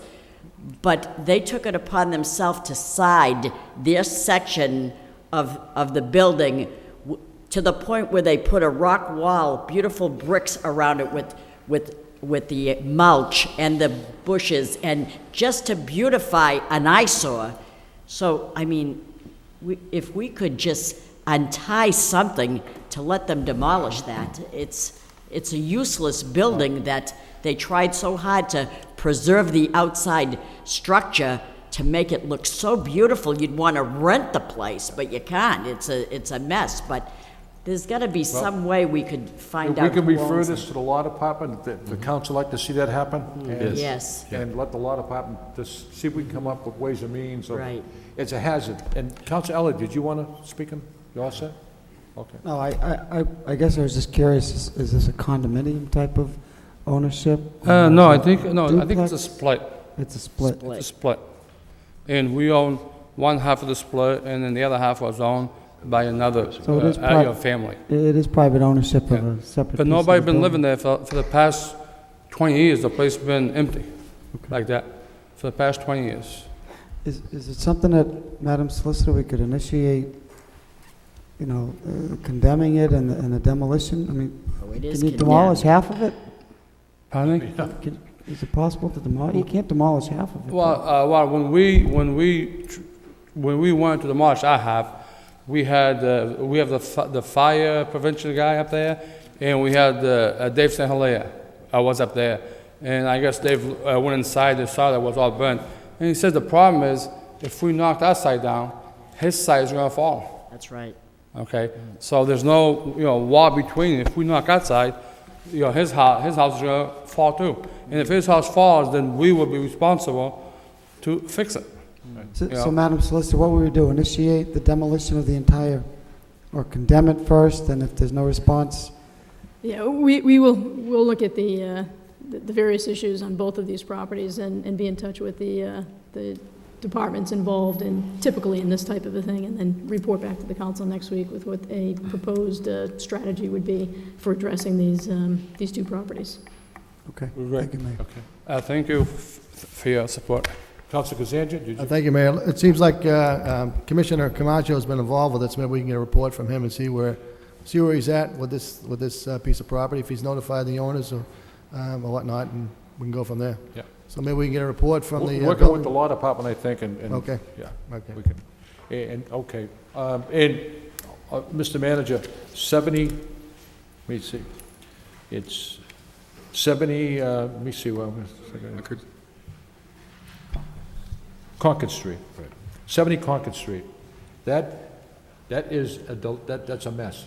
That's a huge apartment complex, and cameras throughout Belvedere and so forth people to discuss it with it. And it's been sitting there, and the owner keeps promising he's gonna rebuild it and so forth. So I'd like to see something done with that, so thank you. Any other discussion? If none, Council Martin, did you you all set? All in favor of the motion signify by saying aye. Any opposed? The motion carries. And this last motion speaks for itself. We were at a Senate meeting, and a gentleman wanted to know if there's any activity on the bridge, the Quinn's Home Bridge. I went by there today. There is activity. There is construction going on. And I just want to bring this motion forward. I'll read it and get it seconded. City Council, because the city manager reported on the status of the rebuilding of the Quinn Homes Huntsville Bridge, seconded by Council Milanazzo. There is work being done on it, but this gentleman from Centerville claims that there was nothing done for 2 or 3 weeks, so that's that's the gist of the motion, Mr. Manager. All in favor of the motion, signify by saying aye. Signify by saying aye. Any opposed? The motion carries. And before we adjourn, I hope my colleagues received this invitation. You were cordially invited to attend a check presentation ceremony on October 30th, 2009 at 10:45 a.m. Please join State Treasurer Tim Cahill, Chairman of the Massachusetts School Building Authority, and the Executive Director, Catherine Craven, at the Maury Elementary School to recognize the financial commitment the Massachusetts has made to the City of Lowell. $19,798,661 check. Did everyone receive that invitation? Okay, just want to bring that forward. Also, tomorrow evening, the Lowell Highlands neighborhood has a meeting at the, I believe it's the Boys and Girls Club. Wednesday, October 28, 2009, 7 p.m. It's a very important meeting at the Lowell Highlands. And also, tomorrow evening, Chief Superintendent of Police Ken LaValle, Manager Lynch, myself, State Representative Tim Golden, the Honorable District Attorney of Middlesex County will be at Lowell High School Auditorium, and it's on a very, very serious issue, opioid drugs, prescription drugs, and it's a serious issue. And this is open to the public, to the students, to the parents, and there's going to be an illustrious panel discussing this issue. There's a situation going on right now that I couldn't call it a crisis or a dilemma, but it's something that has to be addressed, has to be stopped, and I applaud Superintendent of Police Ken LaValle and State Representative Tom Golden and the Lynch administration and the District Attorney for bringing this forward and presenting this ways and means of curbing this. There's going to be some excellent speakers, and there's just too much of it going on. Too much of it going on. The young people are subject to this, and we have to address it. So I'm inviting everyone to attend this very important meeting at Lowell High School Auditorium tomorrow night from 6 to 8 p.m. Council Broderick. Is that going to be televised, Mr. Mayor, for people at home? I imagine Channel 22. Mr. Manager, Channel 22 going to? I believe it is going to be televised, yes. Yeah. But as we said at the meeting, we had a press conference, and we said at the meeting, this city I admire immensely, because if there's a problem, we don't sweep it under the carpet. We bring it right out and address it. So is there any other things? Yes, Council? I won't be there because I'll be filling in for you for CTI and the local. Yes, tomorrow night at Community Teamwork Incorporated, the local heroes, and Council Rita Mercer will be there presenting citations. Yes, sir. Before you adjourn, come right to the podium. Motion to suspend the rules to allow this man to speak by Council Mercer, seconded by Council Broderick. All in favor? Go ahead. I apologize I was late. I'm Steve Susi. I'm an engineering design assistant for National Grid. I think I got lost in the maze of one-way streets and where to park. I think I got in just as someone said, we went to the next thing on the town council meeting. So I don't know how your rules are, or if you wanted to open up the discussion about on-the-ground conduit in Clark Road in Lowell. Well, we open up the public hearing, and we close the public hearing, but what's before us, the National Grid to place 30 feet of conduit in Clark Road. And I need a motion to send it to the wire inspector by Counsel Milonazo, second by Counsel Rita Mercia. All in favor? Signify by saying aye. You're on. Okay, thank you. With that said, I'll entertain a motion to adjourn by Counsel Broderick, seconded by Counsel Armitage.